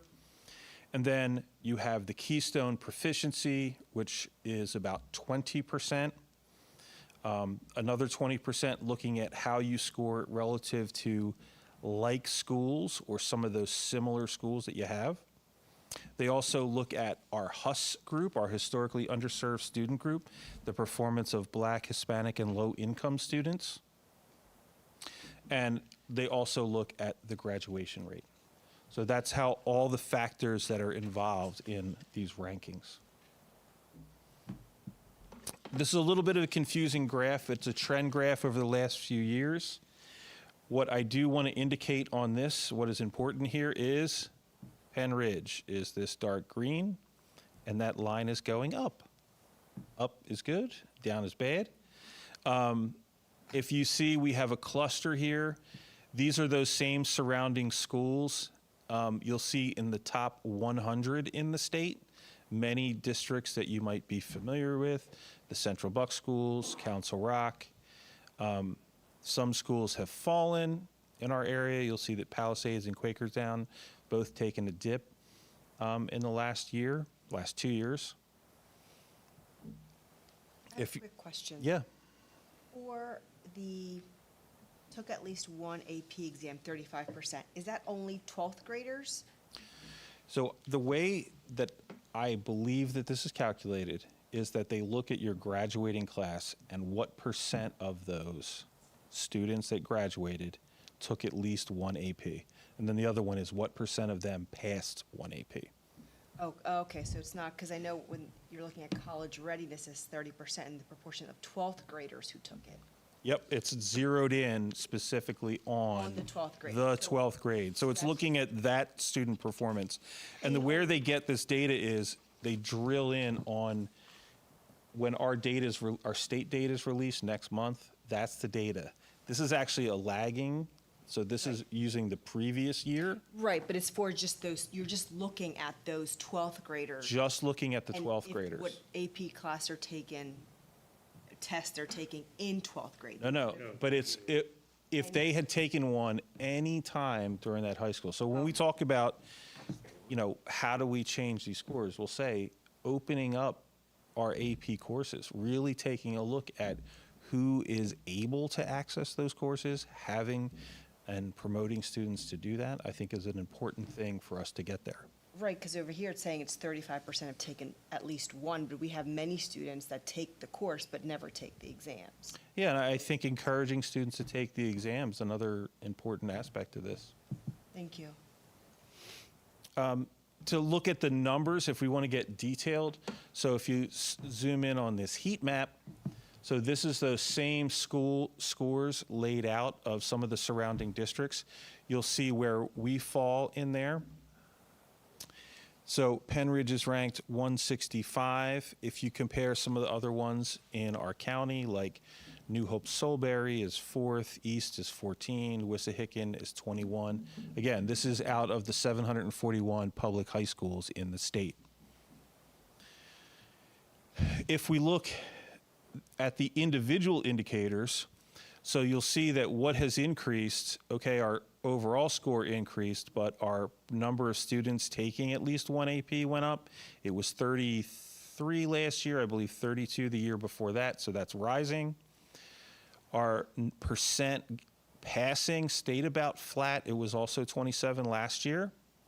Our math proficiency score has increased, our reading proficiency score increased, and our science proficiency score increased. And again, this is a year previous.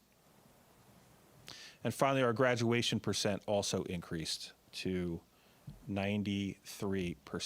So these are all the factors. Now, if we're looking at this and, you know, if our goal is to be competitive and to be in that, you know, top 50 schools in the state, you know, where is it that we want to be? We want to get our percent kids taking one AP exam up into near the 50%. And I think which is a very achievable goal for us as a district, that having half of our graduating class take at least one AP course. Likewise, if you look at where we want to be for our math, reading, and science proficiencies, we would want to get our math proficiency level up into the 50% to 60% rank. If we want to get into that area, we need to get our reading scores up into the 80s, about 80% advanced or proficient. And for science, we're already at 60. We need to be up into the high 60s to about 70% in biology to be in that level. So I think that's a very, very achievable thing for us. We are increasing. And I think if we look at these factors and continue to do the kinds of work that you've seen us talk about in the previous data presentation, I think it's going to help us to be successful. So some of the recommendations, things that we're doing and looking at, these are similar to ones we talked about last year.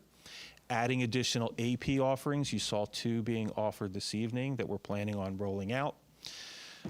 Changes to the program of studies to encourage AP participation. You'll be hearing that quite a bit from us.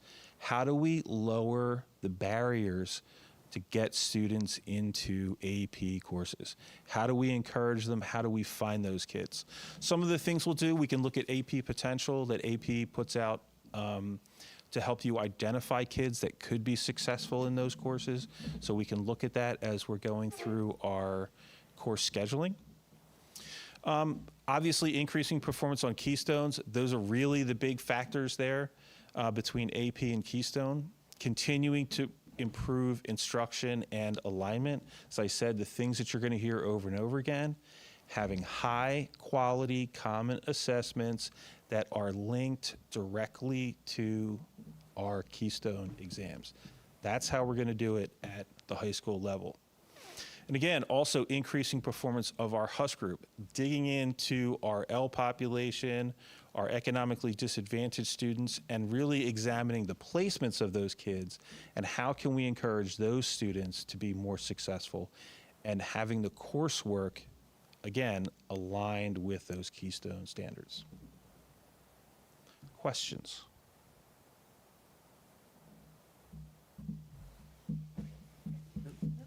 Thank you. I do commend you on that, because finding out what the details are in these rankings, you know, is Yeah, and again, elusive, so it's. it is a ranking, it is one measure. There are so many other things we talk about that make Penridge great, but why not look at these and identify these things? I think we're as good as any of those schools ranked on there. Yeah. I think it also makes sense what the guidance counselors were talking about is also sitting down and talking to the students and kind of lining them up with giving those options of, this is an opportunity that you have. You could take an AP course, because some of the students may not know, and their parents may not know that that is something that they can take. So Yeah, I think and that all particularly sort of kids like that works might be a first first person in their family to go to college. How do you identify those kids? How do you help them to achieve access and see that potential in them? Right. Well, thank you. Thank you. Go ahead. So our next meeting, our next Student Services Committee meeting is scheduled for Monday, January 5th. That concludes our committee meetings for tonight.